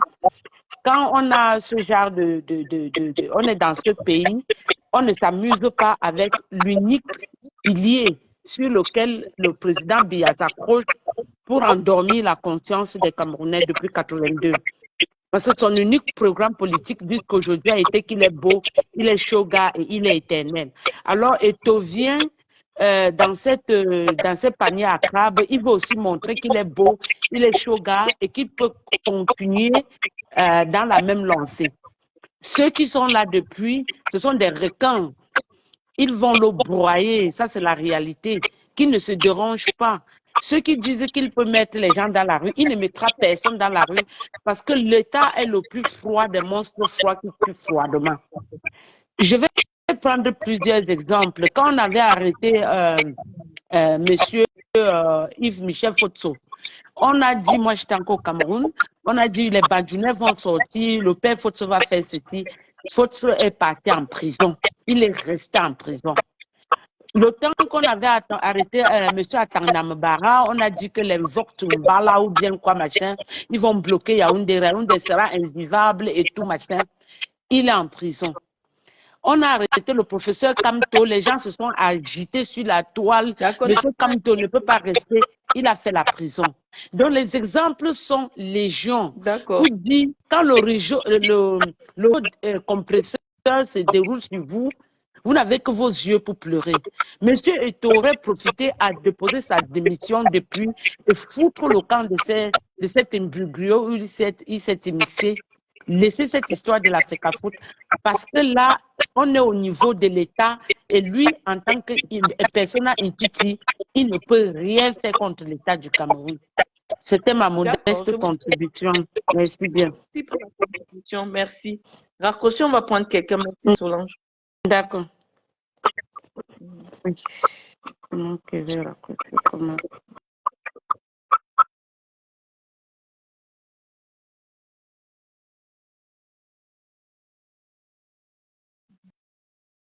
Je suis en train de prendre Hugo ou Yahweh. Connectez-vous, monsieur. Donc, j'étais en train de vous dire, vous avez entendu. Bonsoir, monsieur. Bonsoir, Malène. Bonsoir. Oui, j'interviens juste pour 1 minute. Je vous ai suivi et je pense que l'affaire qui se passe là maintenant, Samuel Eto'o, la légalité est du côté de Samuel Eto'o, puisque vous dites que le président de la République peut prendre des décisions et ça s'impose. Non. Il y a une loi qui régit l'activité sportive au Cameroun et il y a un décret qui organise l'activité footballistique. Et on dit que Samuel Eto'o, la FECAFOOT propose une liste d'entraîneurs. Là, ce n'est pas, là, c'est un avis conforme. Le gouvernement doit choisir un entraîneur dans la liste proposée par Samuel Eto'o, par la FECAFOOT. Et si le gouvernement outrepasse ça et choisit, prend celui de choisir un entraîneur, Eto'o peut attaquer et obtenir l'annulation de la décision qui porte la nomination des entraîneurs. Il attaque auprès de quelle institution? Il attaque la décision du ministre auprès de quelle institution? Bon, il fait d'abord un recours gracieux préalable auprès de l'autorité qui a pris la décision. Et si la décision n'est pas... L'autorité qui a pris la décision. Si l'autorité ne se retrouve pas, en l'occurrence le ministre des Sports, la décision est du ministre des Sports. Et si le ministre des Sports ne se rétracte pas, il peut saisir le juge administratif et obtenir annulation. Et il aura raison. Sauf que maintenant, Eto'o-fils n'a pas les mains libres, il a les casseroles. Parce que l'État peut prendre Eto'o-fils à tous les niveaux. L'argent, les subventions que l'État donne, l'État peut décider d'investiguer là-dessus. Sa nationalité espagnole, l'État peut décider là également. Donc, Eto'o-fils, tout ce que je peux conseiller à Eto'o-fils, c'est de juste déposer sa démission et partir de là, parce que dans tous les cas, l'État, c'est la seule personne qui a la contrainte physique légitime. Donc, je conseille à Eto'o-fils de déposer sa démission et de partir de là. Parce que ce qu'on fait, on veut pousser Eto'o à bout et il va se retrouver en prison. Donc, voilà un peu ce que je voulais dire. Et il y a les avis, Malène. Il y a l'avis, c'est un avis conforme. La FECAFOOT propose une liste de sélectionneurs et l'État choisit l'un des sélectionneurs proposés. Ça, c'est un avis conforme. Qui est l'État? Compétence personnelle. Ça, c'est la compétence personnelle de la FECAFOOT. L'État n'a pas à outrepasser cette proposition et choisir un entraîneur. Eto'o-fils fait partie de l'État. Oui, je prends notre exemple. Prenons un exemple en matière de déclaration de manifestation. Il y a un ministre Atangan dit au ministre de l'administration territoriale, il y a les gouverneurs, il y a les préfets, il y a les sous-préfets. Mais là, c'est la compétence personnelle des sous-préfets. Même le ministre ne peut pas interdire une manifestation. Seul le sous-préfet. Or, le ministre est le supérieur hiérarchique. Il y a le préfet, il y a le gouverneur, il y a le ministre. Mais seul le sous-préfet peut accorder ou refuser une manifestation publique. C'est pareil pour la FECAFOOT. La FECAFOOT donne une liste au gouvernement que voilà les sélectionneurs que je vous propose et c'est de cette liste-là que le gouvernement choisit un sélectionneur. C'est juste parce qu'on est dans une république où c'est le droit de la force. Si c'était l'état de droit, Étofis aurait pu attaquer cette décision, il aurait eu gain de cause. Mais Donc, est-ce que je peux intervenir dessus? Parce que vous êtes là. Oui. Je suis en train de vous dire que la procédure, le ministre, lorsqu'il reçoit les propositions, les différentes propositions, il s'en réfère à sa hiérarchie. Parce que le ministre, lui, il a une hiérarchie. Donc, avant de donner un accord à Samuel Eto'o, il s'en réfère à sa hiérarchie. Et la hiérarchie du ministre, c'est le président de la République. C'est le premier ministre. Et le président de la République dit que il ne veut pas la liste qui a été envoyée par Samuel Eto'o. Et la seule personne, parce que la Constitution est au-dessus des lois organiques. Oui. Maintenant, il y a une personne au Cameroun à qui la Constitution a donné le droit d'être au-dessus des lois. C'est Paul Biya. Paul Biya dit qu'il ne veut pas la liste proposée par Samuel Eto'o. Voilà les noms qu'il décide. Et le ministre ne peut pas refuser une instruction de sa hiérarchie. La hiérarchie a instruit les noms, là, ce sont les noms qui viennent de la présidence. Tout ce que le ministre fait, c'est répercuter l'instruction auprès de Samuel Eto'o. Donc, si Samuel Eto'o pense qu'il est président d'une organisation ex nihilo qui n'a rien à voir avec l'État du Cameroun, nous avons besoin de lui expliquer que c'est l'État du Cameroun qui donne l'agrément à une association privée pour gérer une mission qui lui est dévolue. Donc, nous ne voyons pas comment Eto'o maintenant pense qu'il est plus souverain que le souverain. Il est plus républicain que la République. Nous pensons qu'il est en train de se tromper et vous me rejoignez dans l'analyse que j'ai eue en journée et que malheureusement Samuel veut se donner un destin national et il veut tenir l'État du Cameroun au chantage. Et nous disons que à moins de 12 mois d'une élection présidentielle au Cameroun, nous n'allons tolérer aucun chantage. Et nous disons que l'État, c'est le monstre froid comme vous avez dit, l'État saura prendre la décision qui s'impose aujourd'hui parce qu'il est clair que Samuel Eto'o ne peut plus être l'homme de la situation pour gérer la FECAFOOT. Il a d'autres ambitions. Il faudrait qu'on lui trouve le moment. Parce qu'un Samuel Eto'o, président de la FECAFOOT jusqu'en 2025, c'est quelqu'un qui est insaisissable. Donc nous pensons que nous avons besoin d'une instabilité politico-sociale au Cameroun en 2025.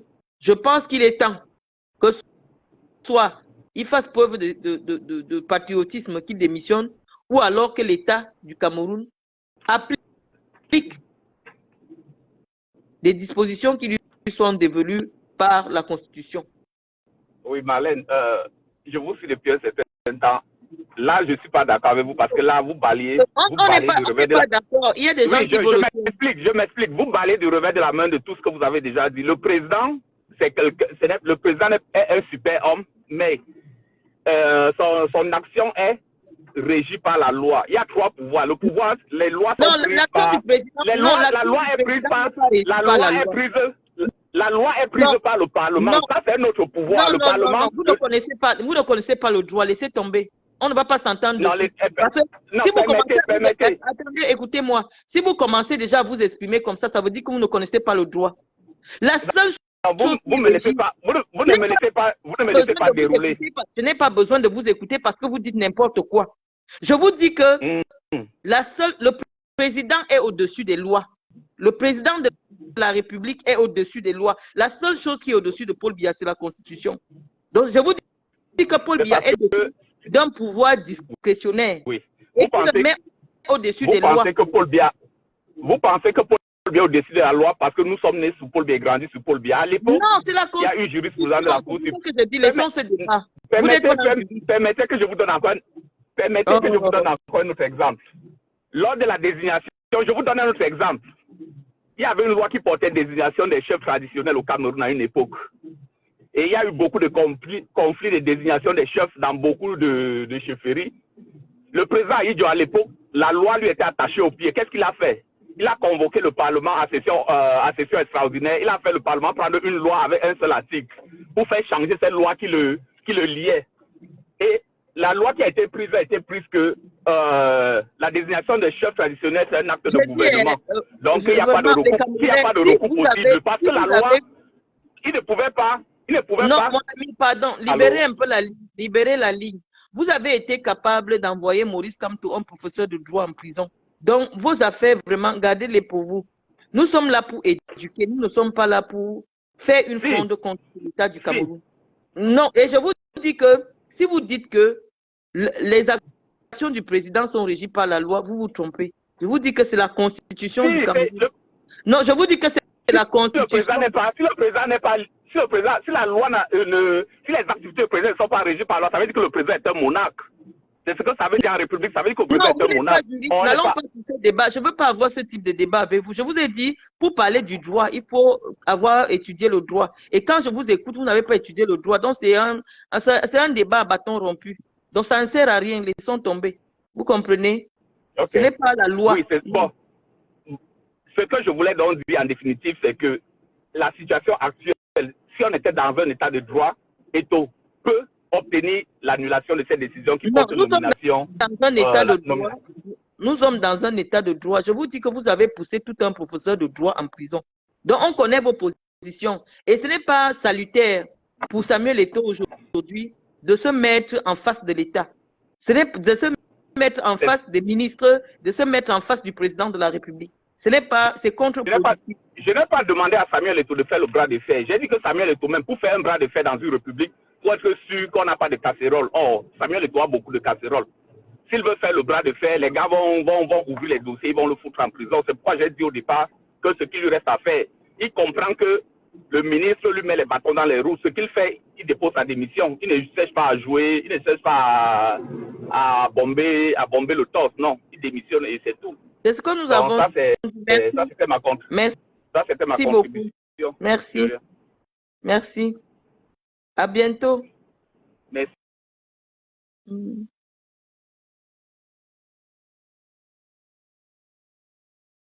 Nous avons pris quelqu'un d'autre. Nous avons dit que bonsoir. Bonsoir Marlène, c'est encore moi. Bon, genre la dernière fois on avait un peu échangé.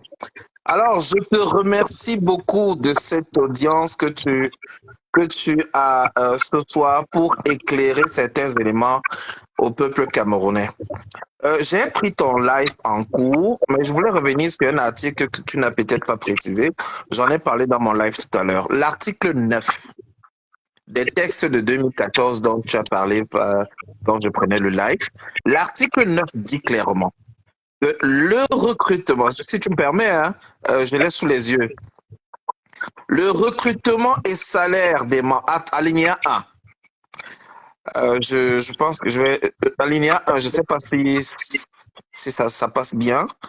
Alors, les membres, je vais lire pour nos auditeurs, parce que j'ai compris un peu la préoccupation de l'auditeur de tout à l'heure, mais il oublie qu'on est au Cameroun et que les règles sont écrites. Et que même du temps de l'apartheid était légal, même si dans le sens humain, c'était pas acceptable. Les textes étaient là pour encadrer ça.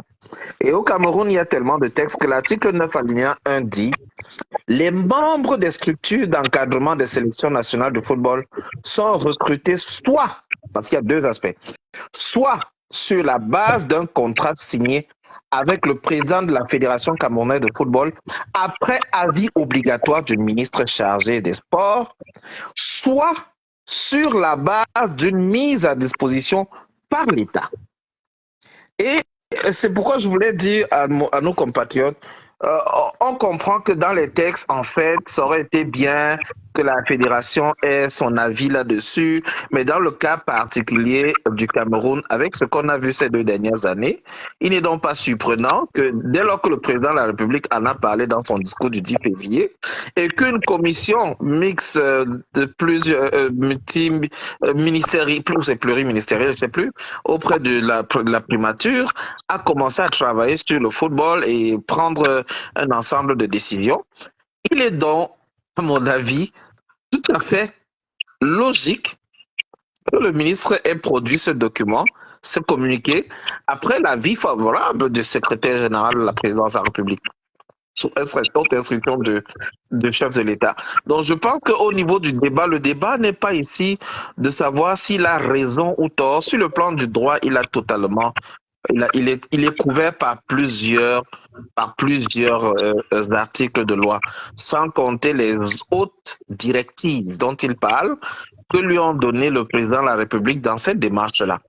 Maintenant, ce que j'ai compris de ce débat, Marlène, si tu le permets, c'est que de ce débat découlent beaucoup d'enjeux politiques qui se règlent sur un terrain sportif.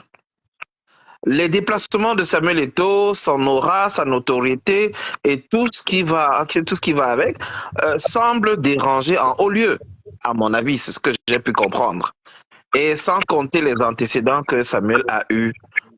Et maintenant, disons que la gestion de la dernière CAN ne l'aide pas trop.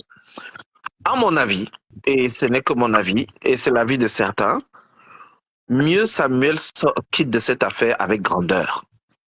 Parce que telles que les choses sont posées, Marlène, j'aimerais te rappeler que dans ce même document, à l'article 3, à l'alinéa 1, 2 et 3, rappelle que Samuel Eto'o avait un devoir, article 3, le chapitre 2, article 3, la gestion administrative, sportive, technique des sélections nationales de football relève de la compétence de la Fédération camerounaise de football dénommée FECAFOOT. Sauf que, à l'alinéa 2, on précise bien que la gestion financière des sélections nationales de football est assurée conjointement par l'État et la fédération sur la base de conventions et de textes particuliers que beaucoup n'ont pas. C'est-à-dire, il y a beaucoup de sous-entendus ici. Et dans le troisième alinéa, les ressources allouées par l'État aux sélections nationales de football constituent des deniers publics et sont soumis au contrôle des organes compétents de l'État. Et il me semble que là, c'est là où ils attendent Eto'o pour le clou au pilori. À la place d'Eto'o, si Eto'o nous écoute, je lui dirais de faire un audit, présenter un bilan de sa gestion et laisser cette affaire, parce que ça ne va lui apporter que des problèmes. Voilà, c'est tout ce que je voulais apporter au débat de ce soir, Marlène. Je te souhaite une très très belle soirée. Je ne suis pas un homme du droit, mais je vais lire de part et d'autre et j'essaie de me documenter pour comprendre un peu la problématique. Bonne soirée à toi. Bonne soirée.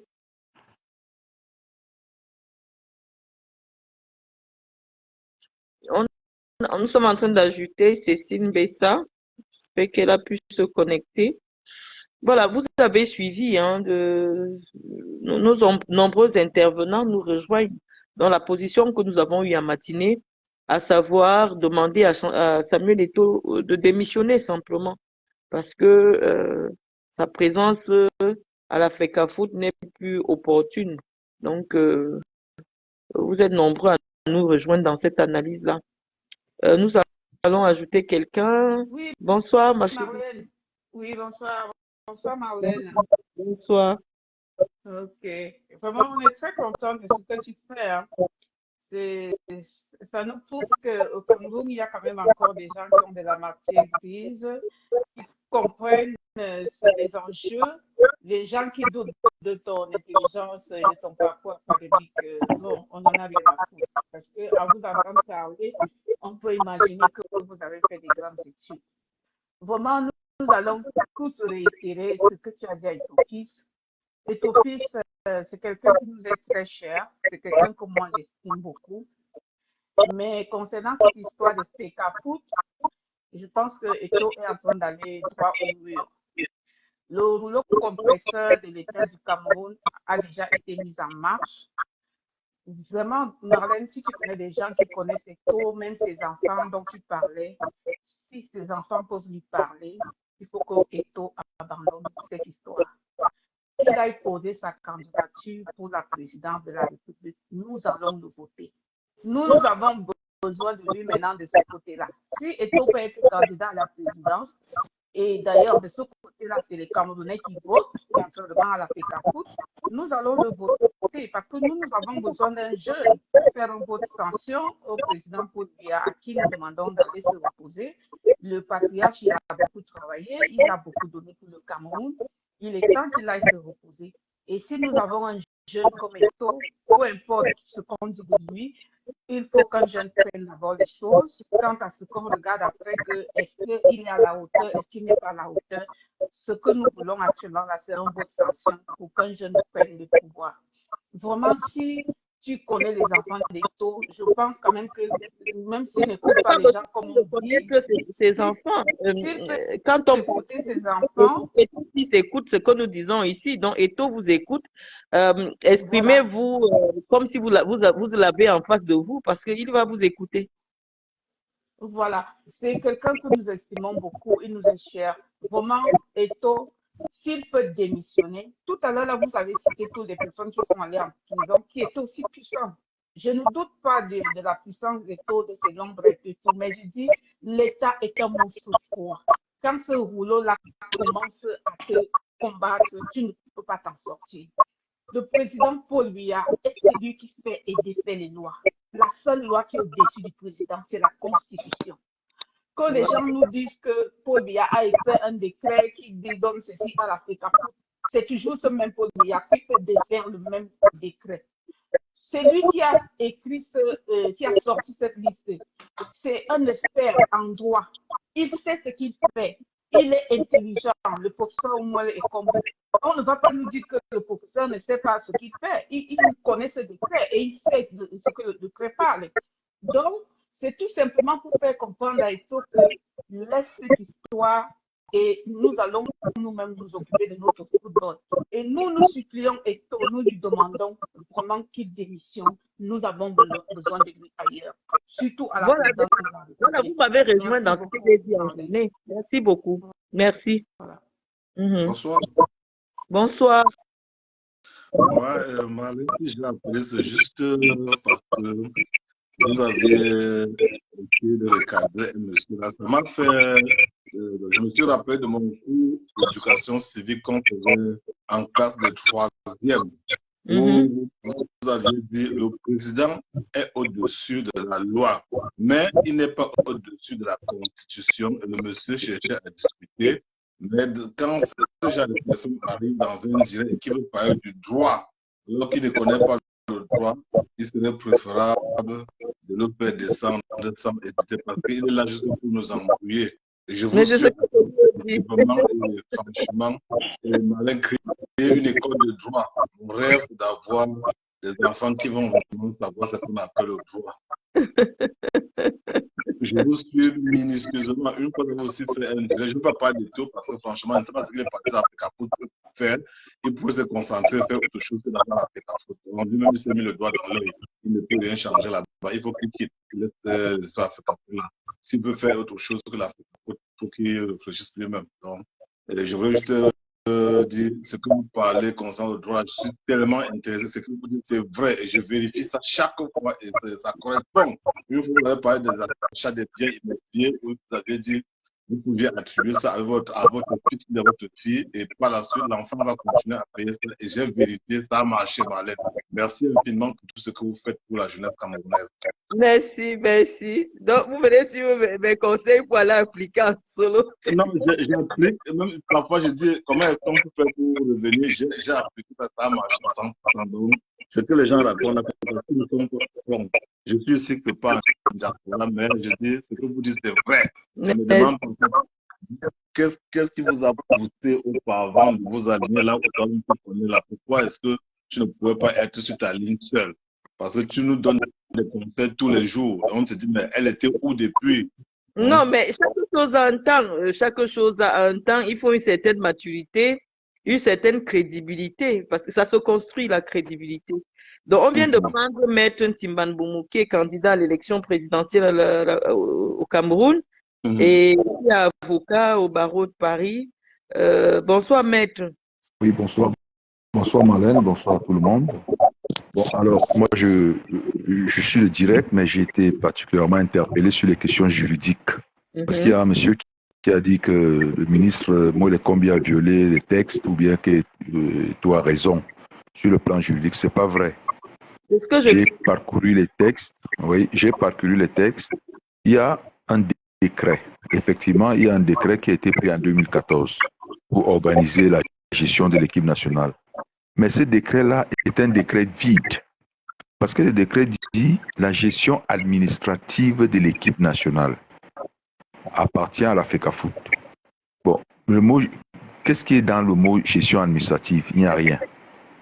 Donc, en droit, quand une expression est vague comme ça, on dit qu'il y a un vide juridique.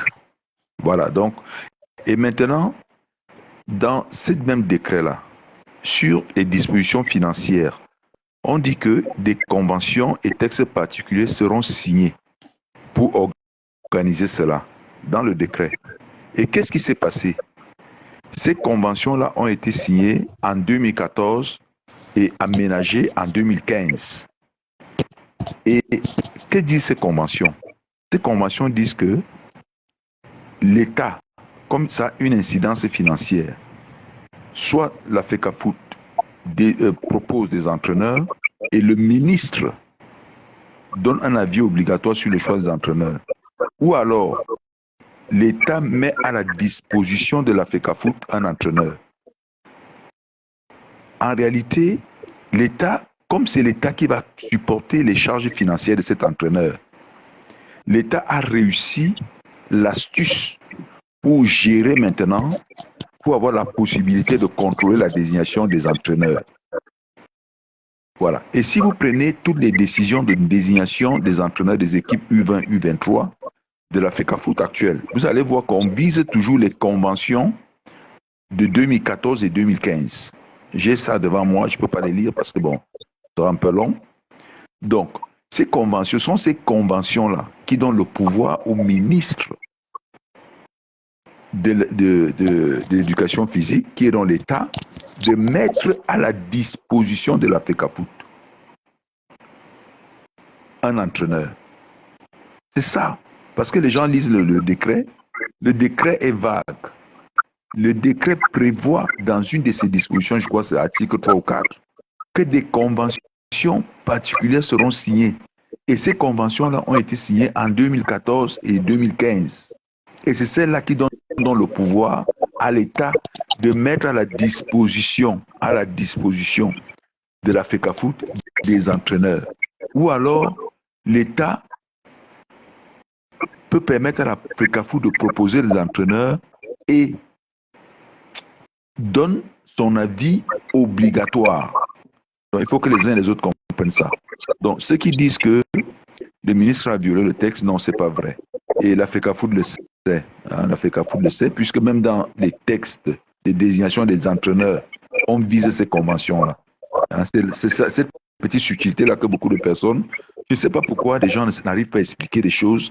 Les gens font semblant, amener les Camerounais à dire n'importe quoi, alors qu'ils savent, c'est des juristes parfois. Je ne sais pas pourquoi on peut mettre des émotions là où il y a le droit. Donc, sur le plan du droit, le professeur Moïse Kombi et l'État n'ont pas violé un texte. Ce que M. Eto'o doit plutôt faire, c'est de chercher à revoir ces décrets de 2014 et ces conventions qui ont été signées par ses prédécesseurs et qui sont toujours applicables. La preuve de l'application de ces conventions, c'est que lui-même, lorsqu'il est nommé président de la FECAFOOT, il propose des noms qu'il envoie à la présidence. Parce que la présidence, c'est l'État. Et la présidence accepte les propositions qu'il a faites. On a lu ça, comment on écrivait au ministre Moïse Kombi que Song, celui qui était là, Rigobert Song, et l'autre français, la Migné, et tous les autres, que le président a marqué son haut accord. Donc c'est la loi, hein. C'est pas que c'est la loi, c'est la règle. C'est les textes qui sont pris. Donc, il ne faut pas que les gens commencent à donner l'impression que le mot et le combi bien l'État a violé la loi. Vous savez, moi, moi, j'aime quand on respecte les lois. Moi, je suis vraiment rigoureux là-dessus. Et s'il y avait une violation de la loi, j'allais le dire ici clairement. J'allais le dire ici clairement. Il n'y a pas eu de violation de la loi. Bon, alors, autre chose, j'ai suivi, et là, ça m'intéresse. Quelqu'un dit là que, une dame, une de nos sœurs, compatriote, qui a dit là que M. Eto'o-Fils vienne être candidat à la présidentielle. Ça, c'est aussi une discrétion. M. Eto'o-Fils ne peut pas être candidat à l'élection présidentielle du Cameroun pour deux raisons. Il a été condamné en Espagne. Et la loi camerounaise, le code électoral dit que une personne qui a été condamnée, on ne dit pas dans quel pays, on dit simplement condamné à plus de 6 mois de prison. Condamné tout simplement. Hein. On ne dit pas que condamné au Cameroun ou bien condamné à l'étranger. Toute personne qui a été condamnée ne peut pas être inscrite sur une liste électorale. Or, l'une des conditions d'éligibilité à l'élection présidentielle, c'est d'être inscrit sur une liste électorale. Donc, M. Eto'o-Fils ne peut jamais, en l'état, avoir une carte électorale. Et s'il a, le moment venu au Conseil constitutionnel, la loi le permet, les autres candidats vont soulever son inéligibilité pour ce fait-là, parce qu'il a été condamné. Il a été condamné à 20 mois de prison. La condamnation est là. Mais ce qui lui fait ne pas purger cette peine, c'est qu'il y a ce qu'on appelle dans ces pays-là les libertés probatoires. C'est-à-dire qu'on te condamne, mais on te dit que si tu payes telle somme d'argent, mais tu rembourses le délit, tu ne vas pas en prison. Mais on n'efface pas la condamnation. C'est comme quand on a gracié une personne. On vous gracie aujourd'hui. Vous sortez de prison, mais la condamnation reste dans votre casier judiciaire. Donc, on peut avoir une condamnation ferme et ne pas faire la prison parce qu'on a été gracié ou on bénéficie de ce qu'on appelle une liberté probatoire. Ça existe dans beaucoup de pays, en Espagne, en Allemagne, partout. De la France, lorsqu'une personne est condamnée pour moins de 2 ans de prison, la peine est exécutée à domicile. Voilà, on peut aménager, on appelle ça l'aménagement des peines. Voilà, on aménage. Mais ça ne veut pas dire que la peine est effacée. Non. Bon, le deuxième point, c'est que, voilà, il a eu Eto'o de nationalité espagnole, ou alors à un moment de sa vie, il a eu la nationalité espagnole. Ça veut dire qu'il a perdu sa nationalité camerounaise. Même si aujourd'hui, il renonce à sa nationalité espagnole, la loi de 68 sur la nationalité camerounaise dit qu'une personne qui a perdu sa nationalité, pour réintégrer la nationalité camerounaise, il faut un décret du président de la République. Est-ce que vous voyez Paul Biya en train de signer un décret de réintégration à Samuel Eto'o en ce moment pour être son concurrent à l'élection présidentielle? Je ne pense pas. D'ailleurs, la plupart des personnes qui veulent réintégrer la nationalité camerounaise, voilà, les personnes qui ont... Eto'o-Fils doit être reconnaissant du fait que les moyens de l'État aient été mis en œuvre pour lui permettre d'arriver à la FECAFOOT parce que c'est un fils de la maison. Hein. Je ne sais pas ce qui se passe, vous savez. Donc, nous, on sait très bien, ce qui s'est passé avec M. Iya Mohamed. On sait bien qu'il n'est pas arrivé là-bas comme ça. On a bien vu qu'il était accompagné et qu'il a été adoubé aussi par le gouvernement quelque part. Hein. Donc, on ne peut pas le dire, les gens racontent du n'importe quoi. C'est quelqu'un qui est en bon terme avec le gouvernement, avec les membres du gouvernement, avec le pouvoir de Yaoundé. Il est en très bon terme, ça se voit qu'ils sont ensemble. Bon, maintenant, s'il arrive à la FECAFOOT, on n'arrive pas à la FECAFOOT si on n'est pas en bon terme avec le gouvernement. Voilà. Donc, à ce niveau-là, il faut que les gens cessent de rêver. Il ne peut pas être candidat à l'élection présidentielle. C'est impossible. Parce qu'il lui faut un décret de réintégration à la nationalité camerounaise. Hervé Emmanuel comme. Hervé Emmanuel. Vous ne pouvez pas l'évoquer. Hein? Non, on a la preuve. Non, c'est pas compliqué. Tu sais bien que dans ces pays-là, le fils d'Abdoulaye Wade a essayé de faire ça en France. Lors de la dernière élection présidentielle, il a dit que non, il faut que les gens prouvent sa nationalité française. Ben, on lui a brandi ça tout de suite. Quand l'État va chercher les moyens pour avoir son décret de naturalisation, c'est quoi? Ça existe dans les documents en Espagne. C'est pas un problème, ça. Et en plus de ça, il y a beaucoup de choses qui ont été faites. Même le simple fait qu'il était aligné dans le cas de l'UEFA, on le considérait comme joueur espagnol parce qu'il y avait la limitation du nombre de joueurs.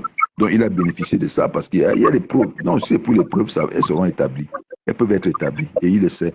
Donc, c'est pas un problème, ça. Ça peut être établi. Quand on va chercher, voilà. Je suis contente de lui dire simplement de faire profil bas parce que nous l'aimons énormément. C'est un jeune donc, donc Karim Ouad, merci Félix Karim Ouad, qu'est-ce qu'il a fait? Il a voulu jouer à ce petit jeu-là en disant qu'il apportait la preuve, mais il était surpris le jour-là, on a brandi son décret et là, il a abandonné. C'est pour ça qu'il n'a pas été candidat. Donc, et c'est d'autres candidats qui ont soulevé ça, hein, c'est d'autres candidats. Donc, le code électoral permet que les autres candidats peuvent contester une candidature d'un concurrent. Hein. Donc ça, c'est des faits. Donc il faut que les Camerounais sortent de cette digression-là. Il ne sera jamais président.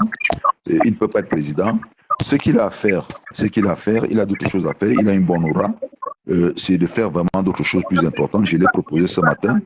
Vous n'êtes pas dans les secrets des dieux. Nous, l'information que nous avons ici à notre niveau, les gens s'apprêtent à prendre le pouvoir par la force au Cameroun. Et donc, il y aura une personnalité qui fait le consensus, qui va être porté à la tête de la transition. Vous ne connaissez pas les plans des gens. Lorsque les gens vous disent que...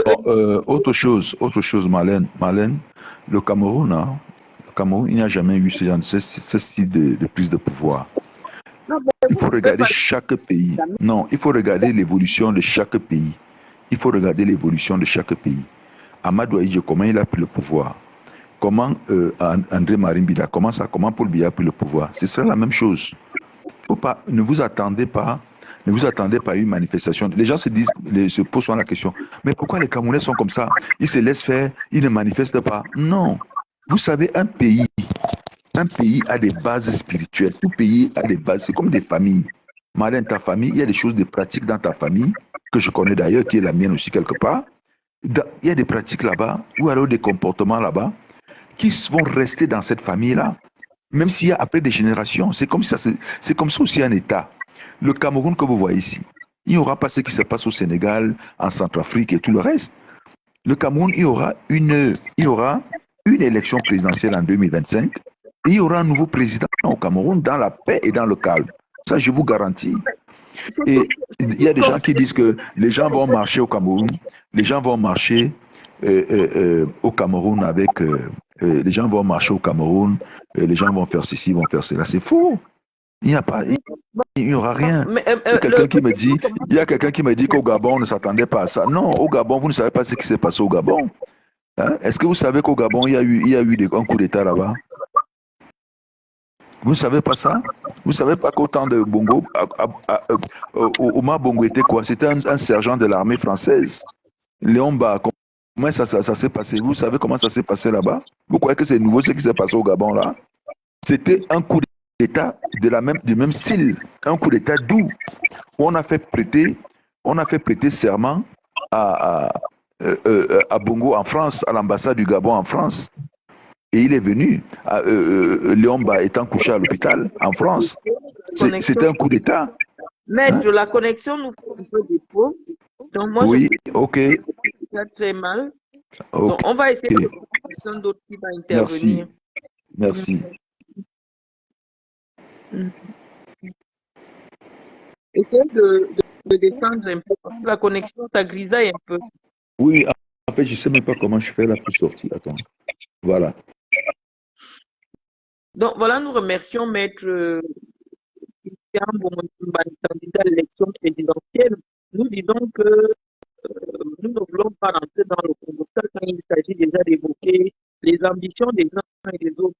Mais nous restons et nous disons que jusqu'à présent, rien n'empêche Samuel Eto'o d'être soit président d'un parti politique, soit candidat à l'élection présidentielle. Après, l'issue de sa candidature ne nous concerne pas. L'autorité en charge d'évaluer les candidatures et de décider nous dira le moment venu. Mais l'aspiration de la jeunesse camerounaise aujourd'hui est de porter une personnalité jeune qui correspond à leurs ambitions à la tête de l'État. Donc, nous n'allons pas nous avancer de peur de tomber dans la diffamation pour dire que tel est de telle nationalité, tel a fait ceci, tel a fait cela, si nous n'avons pas les preuves tangibles de ce que nous avançons. Donc, c'est le peuple qui décide. Et je vous dis qu'on ne peut pas prédire du scénario qui pourrait se passer au Cameroun. Mais tous les signaux nous montrent que Paul Biya, jusqu'à présent, sera le candidat du RDPC, parce que les tests du RDPC sont connus.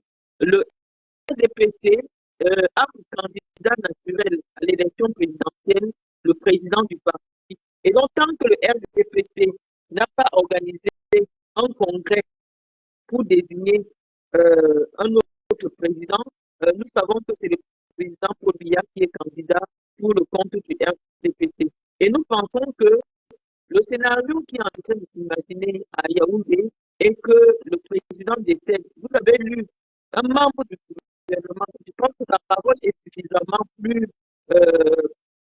pesante que celle d'un opposant du régime parce que Maître Momo vous a écrit qu'on ne peut pas envisager le changement du président tant que le président est en vie.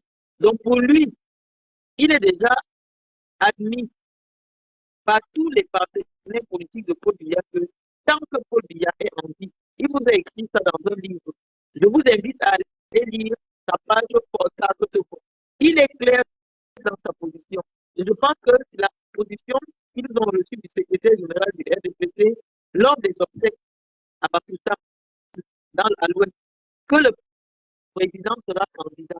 Mais je vous dis que les ennemis de la République savent que en cas de décès du président, le président aura quand même 92 ans, ils vont prendre le pouvoir par les armes. Et donc, c'est dans ce scénario-là que les gens envisagent déjà des positions de choc de la transition. Vous avez entendu le professeur Titi-Edouard qui s'est proposé de mener la transition. On ne peut pas parler de transition dans un système où il y a un président élu pour un mandat qui est connu. Donc, quand les gens se lèvent déjà pour dire qu'il y a transition, c'est parce que dans les chaumières, dans les secrets des dieux, on sait qu'il y aura une prise de pouvoir par les armes comme ça. Donc, c'est ça que je suis en train de vous dire. Et ne pas prendre cela en considération, ce sera faire preuve de beaucoup de naïveté. Il y aura une prise de pouvoir par les armes si Paul Biya prend le pouvoir en 2025 et qu'il soit imposé d'une manière ou d'une autre. Parce qu'ils disent, ils n'ont même plus besoin. Quand on dit que tant que le président est en vie, ça veut dire qu'on peut provoquer la mort du président. Les gens peuvent provoquer la mort du président. Et lorsqu'ils provoquent la mort du président, ils et de ces défenses constitutionnelles, s'il faut le dire, forcément, ce sera une prise de pouvoir par les armes. Donc, les gens se préparent au Cameroun à une transition.